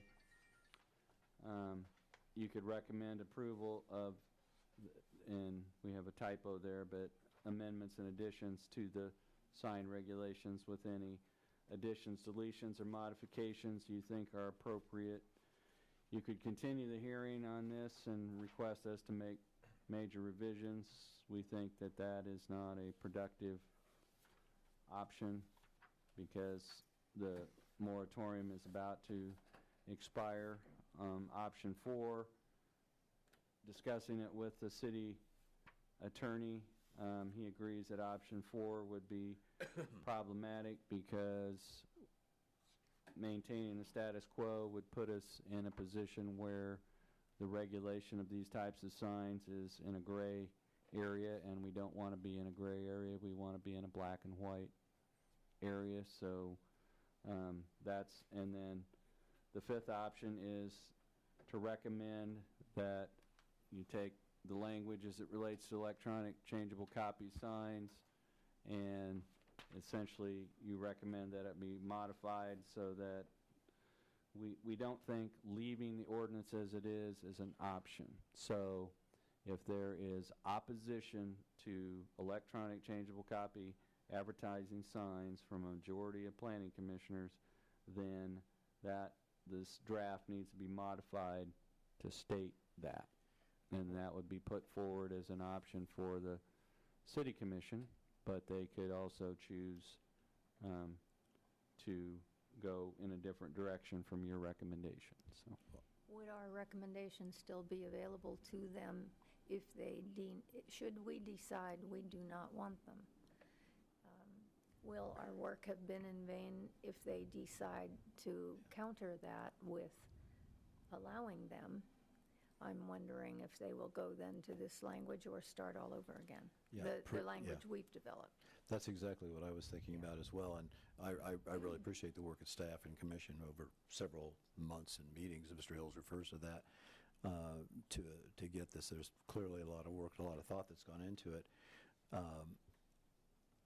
And Mr. Hills mentioned that, for example, if his company wanted to file for a conditional use permit to go beyond beyond what's called for in this work, he could do that, and they could do that. And I wondered, perhaps, I guess I'll wonder aloud since I'm talking, is that if we did, and this is a hypothetical, if we said that we would if we would prohibit electronic changeable copy advertising signs, and I've got to ask, is that billboards? I'm careful of the language here. We already have changeable copy signs. correct. The term is the operative, as we pointed out to Ms. Proett, the operative term here is advertising signs. Yeah, I don't want to get distracted from my train of thought. We already allow electronic changeable copy signs. That would be a whole different matter, a whole different text amendment, a whole different initiation to roll back the clock on that. But advertising signs, billboards is the other substitute the city term of, for that, right? The city of Salina has 21 billboards. Those 21 billboards are what we call static billboards. They do not have a changeable copy message. And they're advertising signs. They are advertising signs, 21 of them. Right. As we feel that without some amendment to the existing code, that we're not in a strong position if somebody wants to take one of those existing signs and convert it to a digital format. So, what you've been tasked to do as a planning commission is to work with us to come up with the best time, place, and manner body of regulations that we can. Now that have done that, you have fulfilled your obligation, but that does not obligate you to support having electronic changeable copy advertising signs in the city limits. Right, Dean, so if I'm getting you right, that's why the terminology changeable copy advertising signs in this, that's the reason for that wording. Right, and so what advertising. What this says right here, and working with the city attorney, this would add a new section, because the city has none regulations in place now. This goal of this process was to develop the best set of regulations that we could, but it doesn't pre-obligate you to vote in support of them if you have strongly held views that you don't want these signs in Salina. So again, this is what I hope I say this accurately, but if we were to vote to prohibit electronic changeable copy advertising signs in the city proper, not on the interstate, but in the city, but allowed for a conditional use appeal of that, therefore bringing in the recommended language for the restrictions on those signs. If there were a sign, in other words, that met all of this, met all of the criteria, but if it weren't allowed, but establish a process by which there could be an appeal for a conditional use permit, is that feasible? Who would be notified if an appeal went out? Or is that simply not an option for us? Well, our concern all along is some people might say, well, why don't you just add a sentence that says if you want to do it, you have to get a conditional use permit. If you have conditional use permits, you have to have some standard. Because the last thing we want to do is set up a process that gives applicants an opportunity to apply, and then have you as a body say no, no, no, no, but not have any criteria that you're basing your no on. Right. So what this does is it establishes locations and criteria that says if you meet these criteria and you submit an application for a permit in these locations, we will give you a sign permit, just like we do every day for pole signs, ground signs around the city. If you say that you think that the ordinance should be modified to explicitly prohibit electronic changeable copy advertising signs, that means that nobody can apply for a type of sign that's prohibited. So in Lawrence, Kansas, on the list of prohibited signs is billboards. So you cannot go into Lawrence, Kansas and apply to put up a billboard because they are prohibited. So if you go in that direction where you want them specifically prohibited, then nobody can apply for one. Well, and if you create a process where everyone who wants to put one up has to get a conditional use permit, then we're going to have to do some work to modify this, and then you're going to have some criteria to say when it's permissible or not permissible. And the way that the city of Wichita has done it is they have done that approach. They have set aside areas that if you meet this criteria, your sign's permitted by right. If you don't meet that criteria, you can apply for a special review by the Planning Commission. Neighboring property owners will be notified. Their input will be taken into account in the decision, and whether you can erect the sign or not erect the sign is a decision for the Planning Commission. Yeah. And of course, we will be making a lot of work for future planning commissions as well, or our own as well. I would be curious about any thoughts of the commissioners, because it seems to me, I think Mr. Hills has put it pretty well, that there are, within these regulations, a significant number of restrictions that would keep there from being a forest of electronic changeable copy advertising signs. That makes me think about it, but what do the rest of you think? But what does the map show us about the possible locations? That's quite, there aren't just a few. Yeah, which is the one. Can we put that up, John? Permissible areas within 200 feet?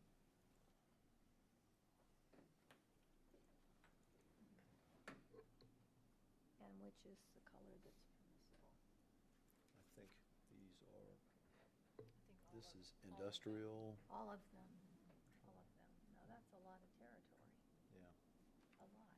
This is necessarily, the green areas are going to now shrink or disappear because we've further modified it to limit agricultural locations to within 300 feet of an interstate. And so a lot of those green areas are not within 300 feet of an interstate, so they would fall off. This was shown to reflect what the current state of affairs was as to what those are. And so you'd have to, John, you'd have to look down at the bottom of the sign or the slide to see what the label is. So this map was done before we further reduced the availability of agricultural locations to within 300 feet of an interstate. But the red and the gray areas should be fairly accurate. And the green, how much of that, would you just take a wild guess, is within the allowed distance? Well, it's very easy to see. This one here, these here are agricultural along the interstate. This pocket is along the interstate. This pocket here between Centennial Road and those would be within 300 feet of the interstate. The airport would not. This is Mr. Daly's property right here, the East Crawford Recreation Area. This is floodway over here. This is the Salina Soccer Complex. What we discovered as we were looking at this is that the agricultural district allowed advertising signs without limitation as to being proximity to the interstate or anything. So as we read it, if somebody, and the city was willing, and somebody wanted to put a billboard up at the Salina Soccer Complex, they could because it's zoned agricultural. And so we have narrowed that down by requiring that agricultural zone property be within 300 feet of an interstate. If what Mr. Hill says is correct, then it's a moot point, and those locations are out of bounds because KDOT won't approve them. So in that hypothesis, you could look at the red and gray sections, and that would be where the signs might be, billboards might be. Could we not say that the signs could only be on the interstate?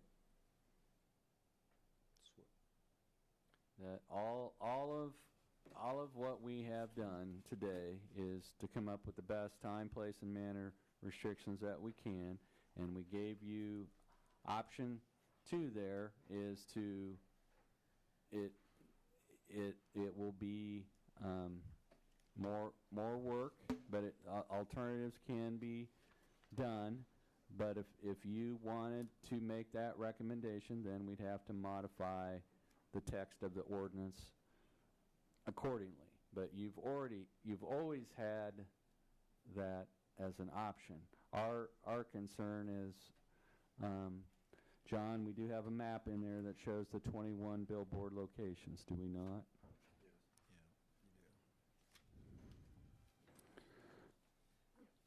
I would say that if you look at the pink symbols, those are I guess we would consider those to be your terminology, Dustin, is that those are interstate oriented, whereas the other, or what is the distinction between your blue and your purple? So the purplish pink fusion color there, those are signs that are perceived to be within our community along our adjacent interstates, but are actually located in the county. So they're not within this jurisdiction. They're not under City of Salina jurisdiction. Yeah. So just to show that there are a number of signs that aren't under this jurisdiction, so that people understand that no matter what we do, there's going to be some signs in our community that we can't affect. So the blue signs are the signs within the City of Salina that if they were electronic message center signs, would be affected by the ordinance that we're considering or talking about. So just recall that the other side of the coin of addressing this and addressing it the way we did is to also address existing billboards and their conversion to a digital format. That's what this is. Right. And our attempt here was to recognize that we already had and that there was interest in having billboards within the city limits that are not exclusively on the interstate. And what this drawing shows is that the majority of the signs we have along the interstate aren't regulated by the City of Salina. They're not in the city limits. So within the city limits, there are more signs not on the interstate than there are on the interstate. Is it fair to ask Mr. Hills the 4 locations that he identified? We know what those 4 locations are, but we don't want to discuss them because they're not pertinent to this. We are drafting a set of regulations for the entire, what's best for the entire community of Salina, and any particular locations is not to be part of our consideration. Other comments from Commissioner Guest? Go ahead. I guess I have, we have to discuss this to bring it to an end. I think, I feel pretty strongly that if we were to ask Salina residents, would you like to have an advertising, electronic advertising sign near wherever they live, they would say no. And it's on that I argue this. It's there. Well, they have them now, but you're referring to a billboard that does that. Yes, because there's electronic advertising everywhere now. I was trying to use the language they use, the electronic changeable copy advertising sign. Right. Would they want one, wherever they care about? Well, that's one of the Salina. issues with our process, is that we've had numerous public hearings, and I haven't seen a person from the public here, nor have I seen someone even in businesses that are remotely similar to signs. But we represent the people of Salina, Well, I can and we know that say that I a think lot they of the wouldn't, people. but I'm not going to vote that way until they tell me that themselves. But I agree with you. But that's what I'm asking you. Yep. If you were to imagine the people you know, would they like this? Are we voting really in their interest or not? I don't know that they would notice it, and that's, I think, the issue here. I think, personally, my opinion is that the verbiage that we put forward is workable. That doesn't mean that I endorse it or agree with it, but if it has to pass, I think it's fair and would meet the standards. However, I own a real estate company that doesn't even advertise. And it's very successful. Now's your chance. Yes. So I feel that the purpose of these, I'm not going to side obviously with the sign vendors and merchants because I go against all grain in everything we do, but we don't even advertise in real estate. And my other company's in Lawrence. So I have no intention, for the record, of leaving Salina or moving. However, should I do that, it would be to one of the few communities in Salina that ban billboards. Not because they ban billboards, but because those are the communities I would most like to live in. Probably that is one aspect of it, that they ban billboards, right? However, in this situation, I don't feel that a complete ban would be constructive. I think the issue is in the planning aspect. The impact, the near-term impact, I think would be very small. There aren't enough locations. There's probably not enough people. However, I'm concerned about the far-out impact in the future and how it would affect things like Commissioner Good's statement about Broadway and other things that we have targeted for change in the future. And I'm not comfortable with a present structure that doesn't accommodate a future possibility. I think that's right, but that's not the question on I know, the table. I know. So in that, my answer to your question is, I would support it as it's written, but personally, I don't see a purpose for them. But this isn't my own show. Yeah, it's not about us. I'm making the case that we're speaking for the community, and But I need to hear them it has been good speak. for some Yeah, communities yeah. not to have them. I was hoping they'd speak more. So, the people who are speaking, sitting at this table, do you have other opinions? Do you want to, this is weigh in, commissioners. I just have certain spots I don't. But it Commissioner sounds like Good, we can't do what that. are your thoughts? You referred to Broadway. Yeah, Broadway would be one spot that, is it consistently C-something along Broadway, near Broadway and Crawford? Broadway and Crawford, all that intersection is C5. The majority of Broadway is either C5, C6, or C3. And I would note that the language in there does not allow for billboards in neighborhood centers or community centers, and the majority of the Broadway-Crawford area is a community center. Okay, so this map, so that would be another area that's not really permissible. Again, we could refine the maps further, and we will have to, depending on what might or might not get recommended or passed.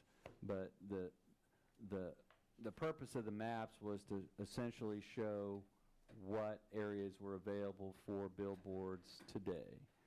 And the areas that are C5 or C6 presently allow billboards.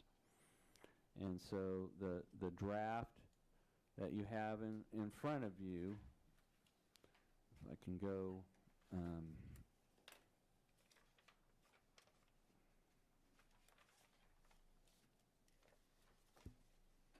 the sections have been renumbered.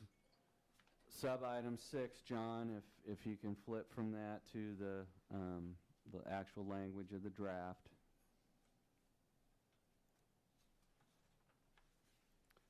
Number 6 says, no such sign, meaning electronic changeable copy advertising sign, shall be located in a district or on a property located in a neighborhood center or community center identified in the comprehensive plan.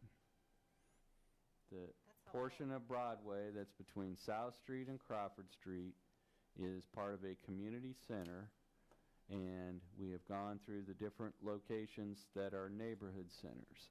So the area of Crawford and Ohio is Zone C5, but it is identified as a neighborhood center in the comprehensive plan. Okay. So this draft that we have put forward says that no such sign shall be located in a district or on property located in a neighborhood center or community center identified in the comprehensive plan.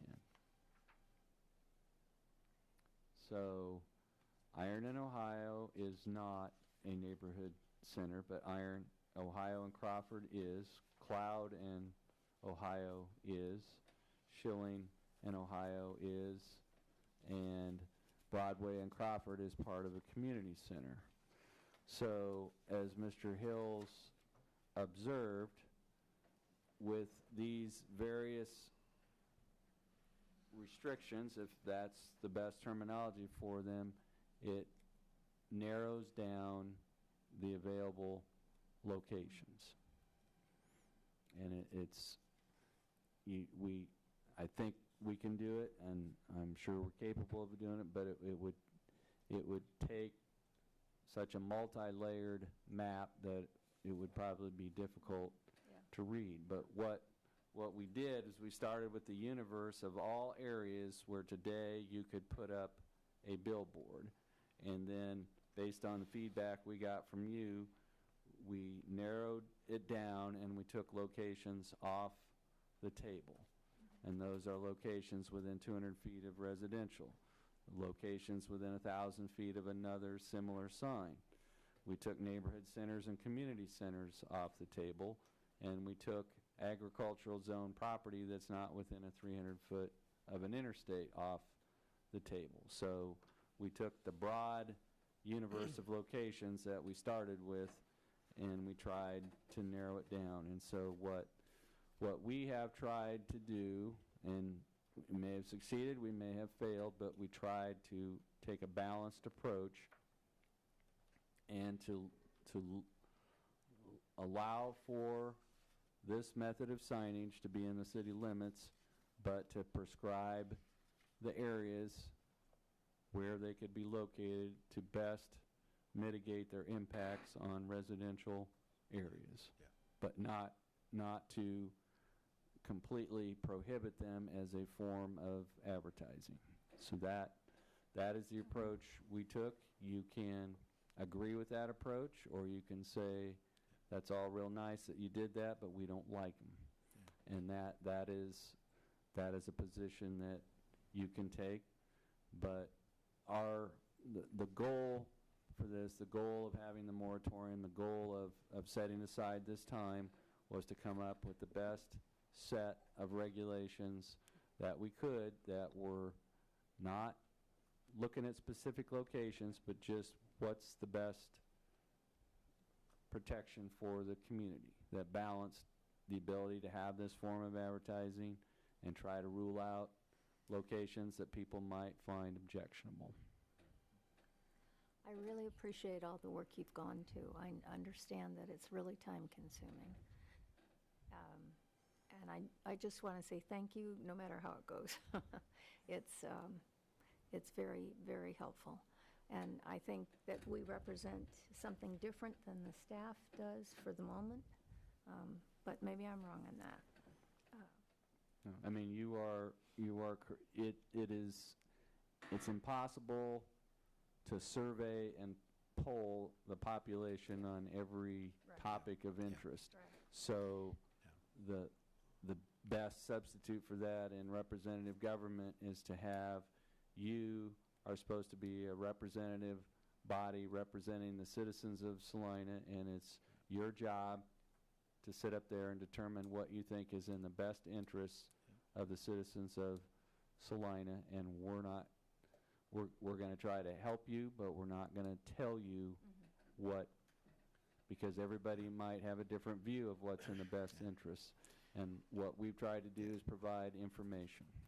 And I think it's worth pointing out again, although we know this, that unlike the previous case, we can be overruled by the city commission.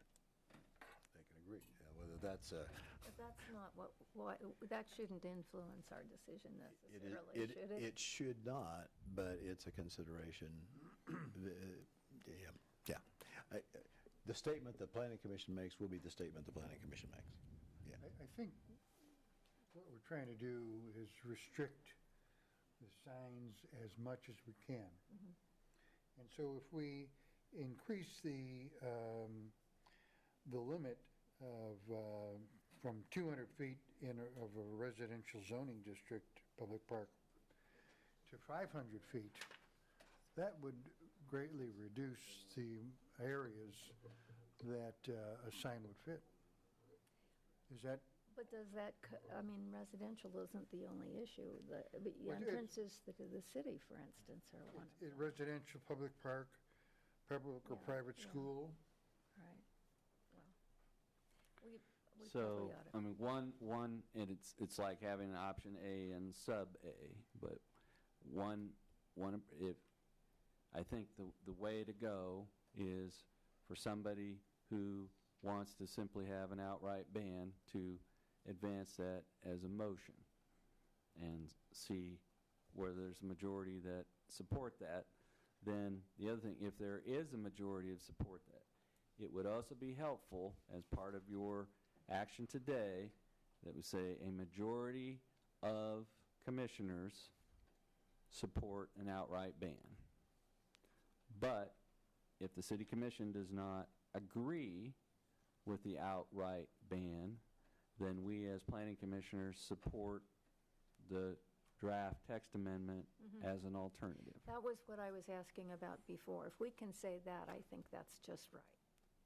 So your job is to look at we've laid all the cards on the table, all the options. If at the end of the meeting we are here and you say, we've got all this information, but I still think these are bad, this is a bad form of signage and it's bad for Salina, then you should go on the record and have that as your action. But we would simply ask, it would help staff, it would help the city commission to say, and they can agree with you. And I discussed that with the city attorney today, and we are prepared. If the city commission agrees with that, we know what we need to do. And so you can put that forward as the planning commission's position. You can vote, and if there's a majority of you that say we prefer an outright ban, that can be your official recommendation. But it would also be helpful if, as part of that passes, that you follow up and say, if the city commission does not concur with that position, we are supportive of this draft that's been put together as an alternative. I'd like to make a motion. Is that appropriate? We need to refine this language, but I'm recommending that we effectively do what Dean has just suggested, that we say we think it is in the best interest of Salina not to allow the billboard signs, changeable advertising copy signs, but that if they do not agree in the end, after carefully considering that position, They being the city commission. the city commission, then the work that staff has done and that we have helped them do is what would become the secondary option. We'd support that. Yeah, we would support that. Okay. I'm sorry, I should have written something down to get it straight. That's That's clear very clumsy. That's Is clear. that all right? So Okay. you're recommending that your position is that the ordinance should not be modified to accommodate or allow electronic changeable copy advertising signs in the city. Right. But should the city commission not agree with that position, then the commission is supportive of the work that's been done to be adopted as an alternative. Wasn't she talking about billboards? Yes, primarily, yes, not that's, changeable copies like what's out there? well, it's, they're calling a changeable copy advertising signs, We billboards. can't Right. point you to any examples because there aren't any in Salina. So it's the type of signs that we don't, the advertising signs is what we don't have. We have changeable copy on-premise signs. We're talking about the billboard scale signs. So I'm just for the sign at Masonic Temple is about 40 square feet. We're talking about signs that are 10 times that size. Like what's at Sunset Plaza, Martinelli's always advertising, there's a billboard there. Right. Over here on, Ashen, north of Ashen, Ohio. right. So you're looking at that type of sign, but at an electronic format instead of a static format. Right. Is there a second? I'll second it. It's been moved and seconded. Is there further discussion on commissioners?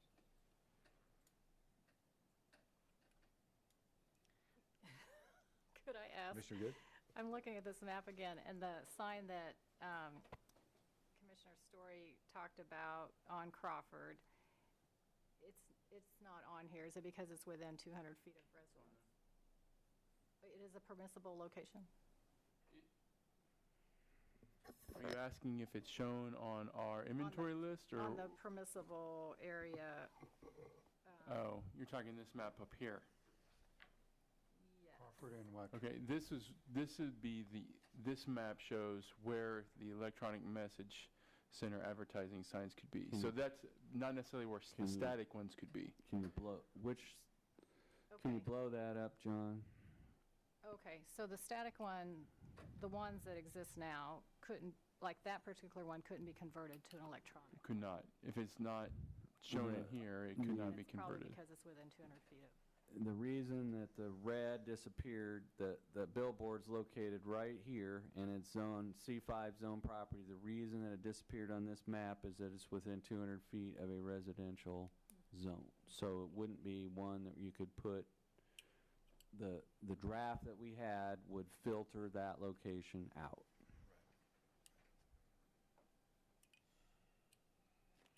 I will admit, I'm really torn, because I do feel like we're pretty restrictive, and I'm glad to see that. I am disappointed there's no members of Salina here to voice their opinion. That would help influence me. It always helps. But I also appreciate the vote that's up right now, because, I mean, we have so many electronic changeable signs now, even though they're not of advertising size. So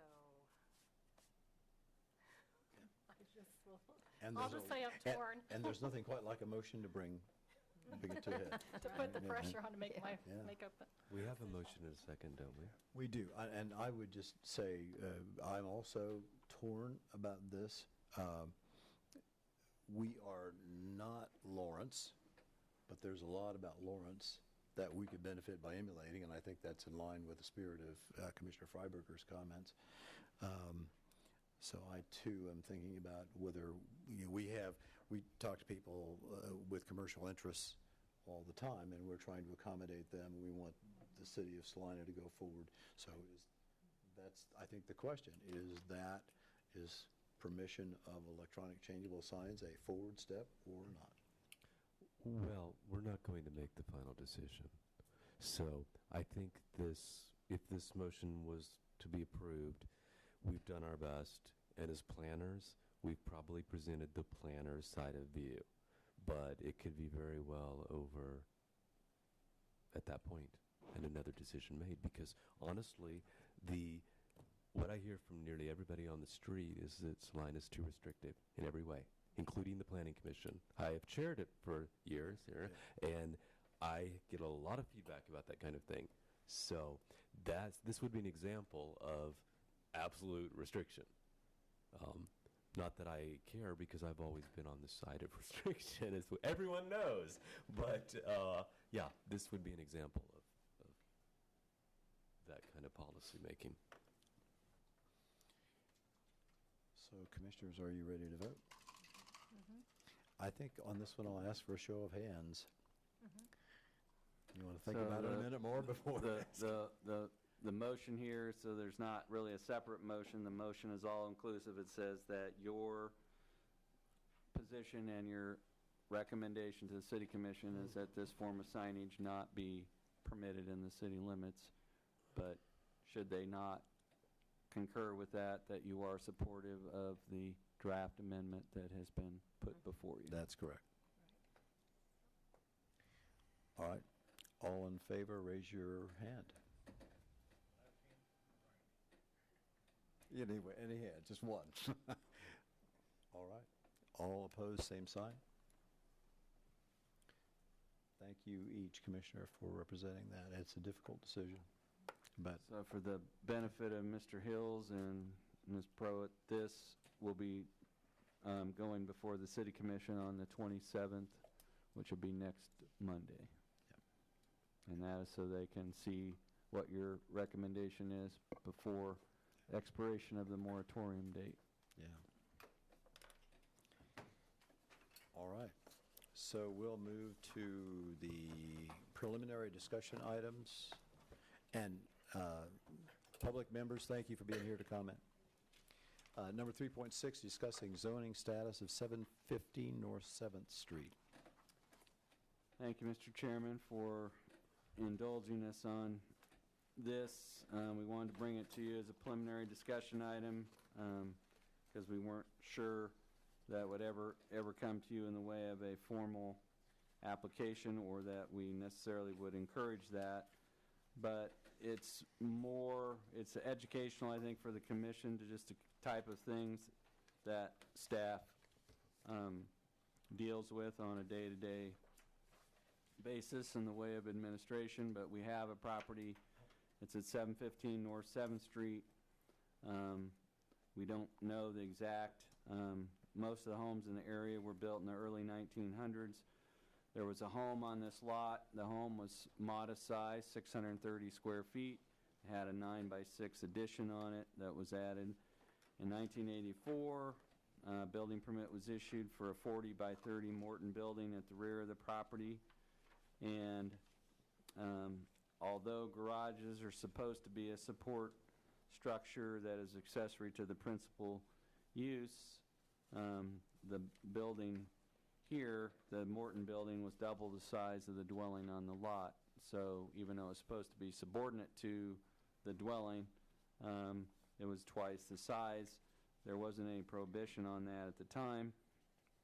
In 1998, in response to situations like this and what were actual citizen complaints that were generated about the commercialization of residential neighborhoods, the Planning Commission initiated and the City Commission approved a text amendment that limited the size of the garages to 24 by 32 feet.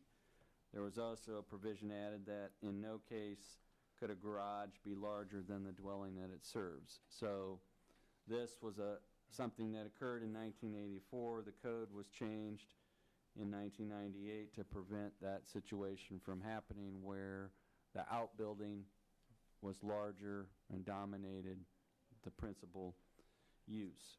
And so that amendment was made and has been in effect since 1998.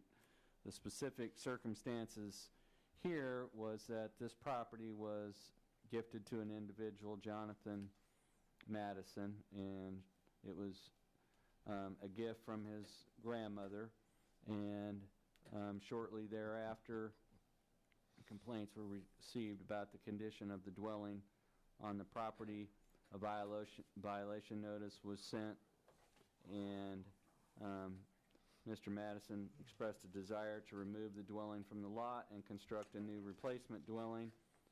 Plans were submitted and reviewed by staff, and then the application for the replacement dwelling was withdrawn. And you've got a copy of those plans in your packet. In 2017, the property was added to our potential list of dangerous structures, but Mr. Madison submitted a demolition permit application and demolished the house voluntarily. I met with Mr. Madison, as did with other members of staff, and we explained that our city code only allows you to have a garage or outbuilding if it is accessory to a dwelling.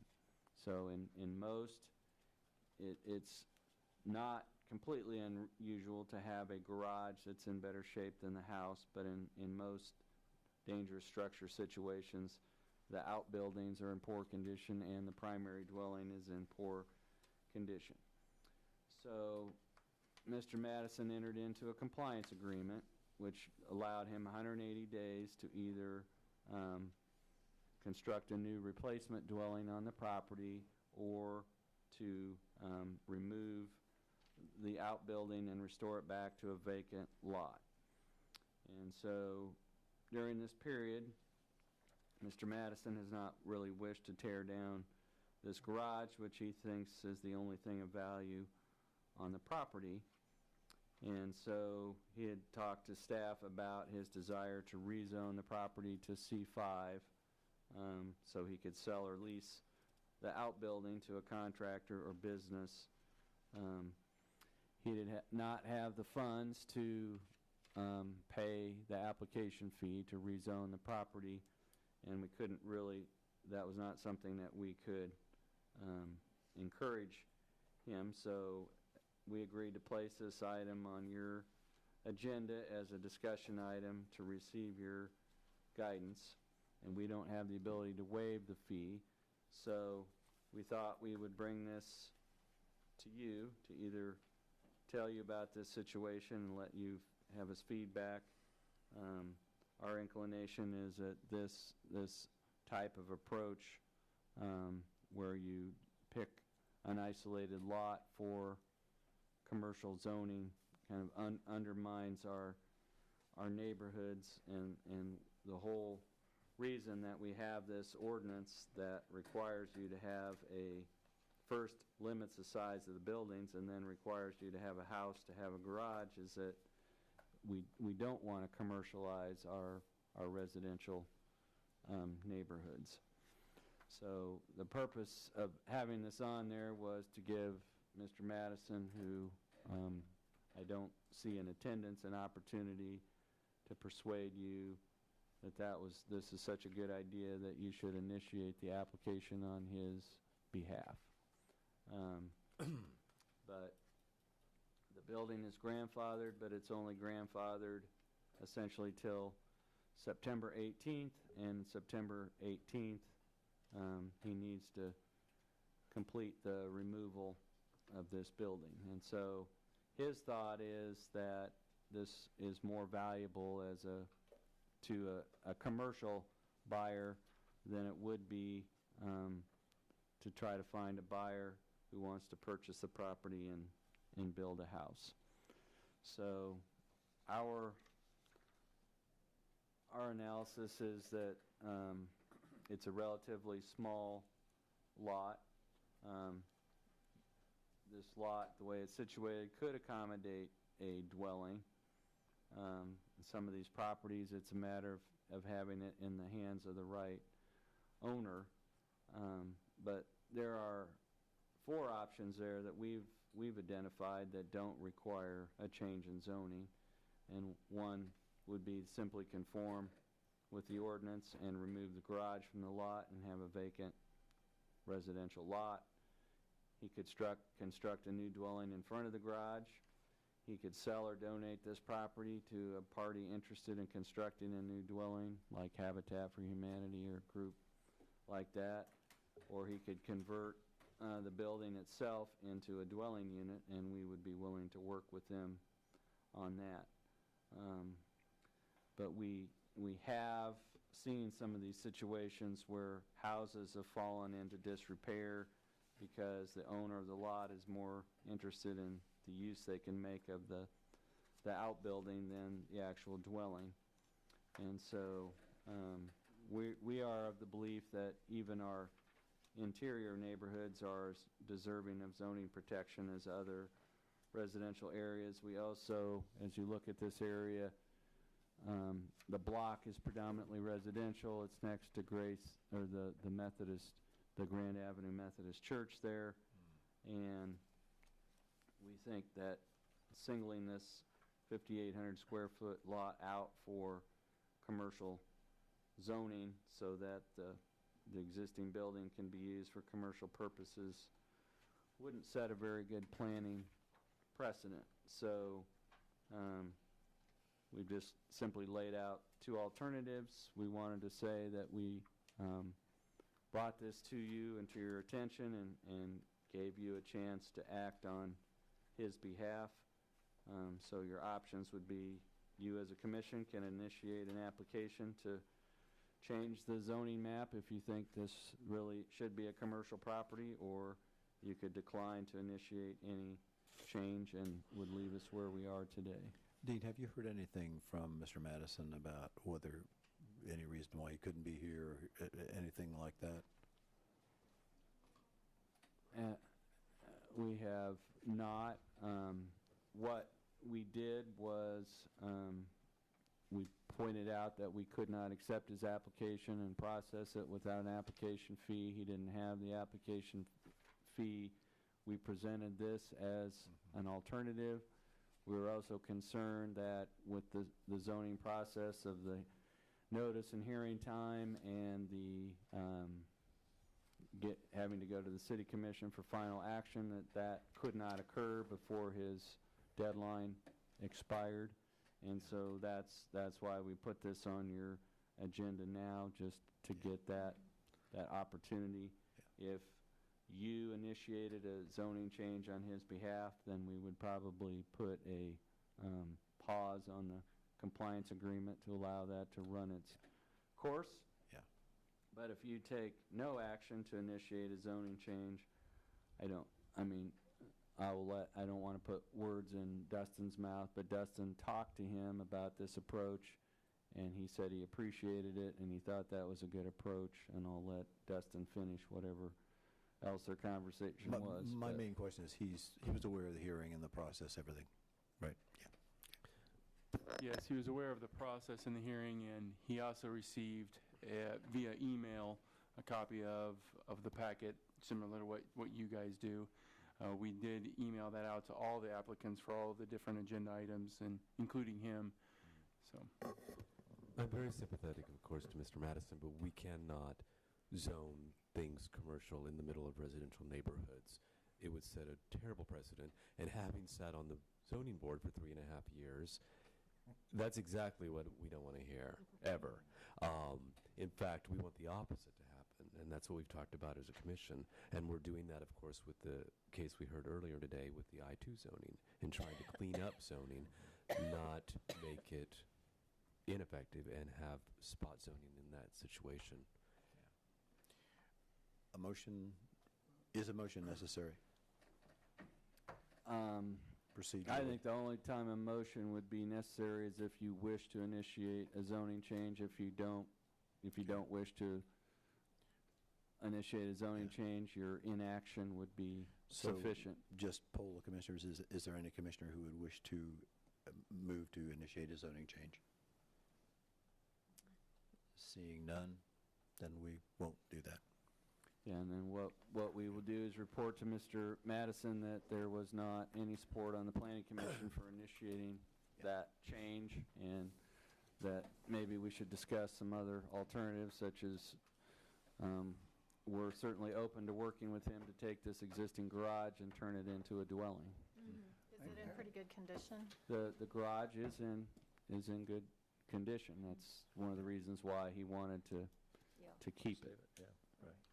I didn't think a Morton building would meet building codes. Well, there would certainly have to be modifications made. There's it doesn't meet insulation requirements. The building has no plumbing. There's things that would have to be done, but you're starting with a structure. It's not. Yeah. I can't speak to you to the cost implications, but it might well be less expensive to take a solid existing building and convert it to a dwelling than to start from scratch to build a separate dwelling. But I mean, the question is a lack of funding. You know, that's the heartbreaking part, that you don't have much room for. Yeah. That said, there is a Morton building, at least one, that is a residence, and I've been in it, just up here pretty close on Ash Street. And it's they're okay. nicely done. I don't know how much it took to do that. Well, but the St. John, and it's a commercial application, but the St. John's Missionary Baptist Church is a Morton building. So, Oh, really? yes. So there are Morton buildings that are habitable buildings, and there's Morton buildings that are purely storage buildings. Okay, is there any unfinished or other business to come before the commission? Seeing none, just one thing, it's been great. Staff, I have very much appreciated over the last 6 years all of your work. Thank you very much. And commissioners, it's been great to work with you. All Are of you going somewhere? This is my last day. Really? Yeah. Is it? See, you think that the public is informed, but no, they're not. Not even commissioners. You'd think they'd keep track of term limits. And I sent you. We all wait for that I last sent you an day. email if you haven't gotten it yet. But if you are interested, I didn't put it in the paper because I'm assuming not everyone will be able to come. But I will be at Blue Sky afterwards, and I'd be happy to buy you a beer, commissioners, if you would like to come. Yeah. We will miss you. I have been by your side for 5 years almost now, so It's been a you'll tough be slog. missed. You'll be missed. It's a good one to end on. Yeah, at least we Okay. could have had a short meeting for your last one, but we couldn't. But it wouldn't feel right. And do we have a replacement for Dave? I do not know yet. I usually we'll either see it will be on the 27th agenda or the 10th of September. But what we do is we have our organizational and business meeting in September, and that's when we'll elect officers. We'll seek volunteers to serve on the Board of Zoning Appeals and Heritage Commission and all that. So we'll have our our business meeting in September, and we usually don't have our business meeting until we have our appointments made, so. All right, well, public forum, I see no public here, so I'm assuming we will not have a public forum. Do I hear a motion to adjourn? Okay, think that's a motion?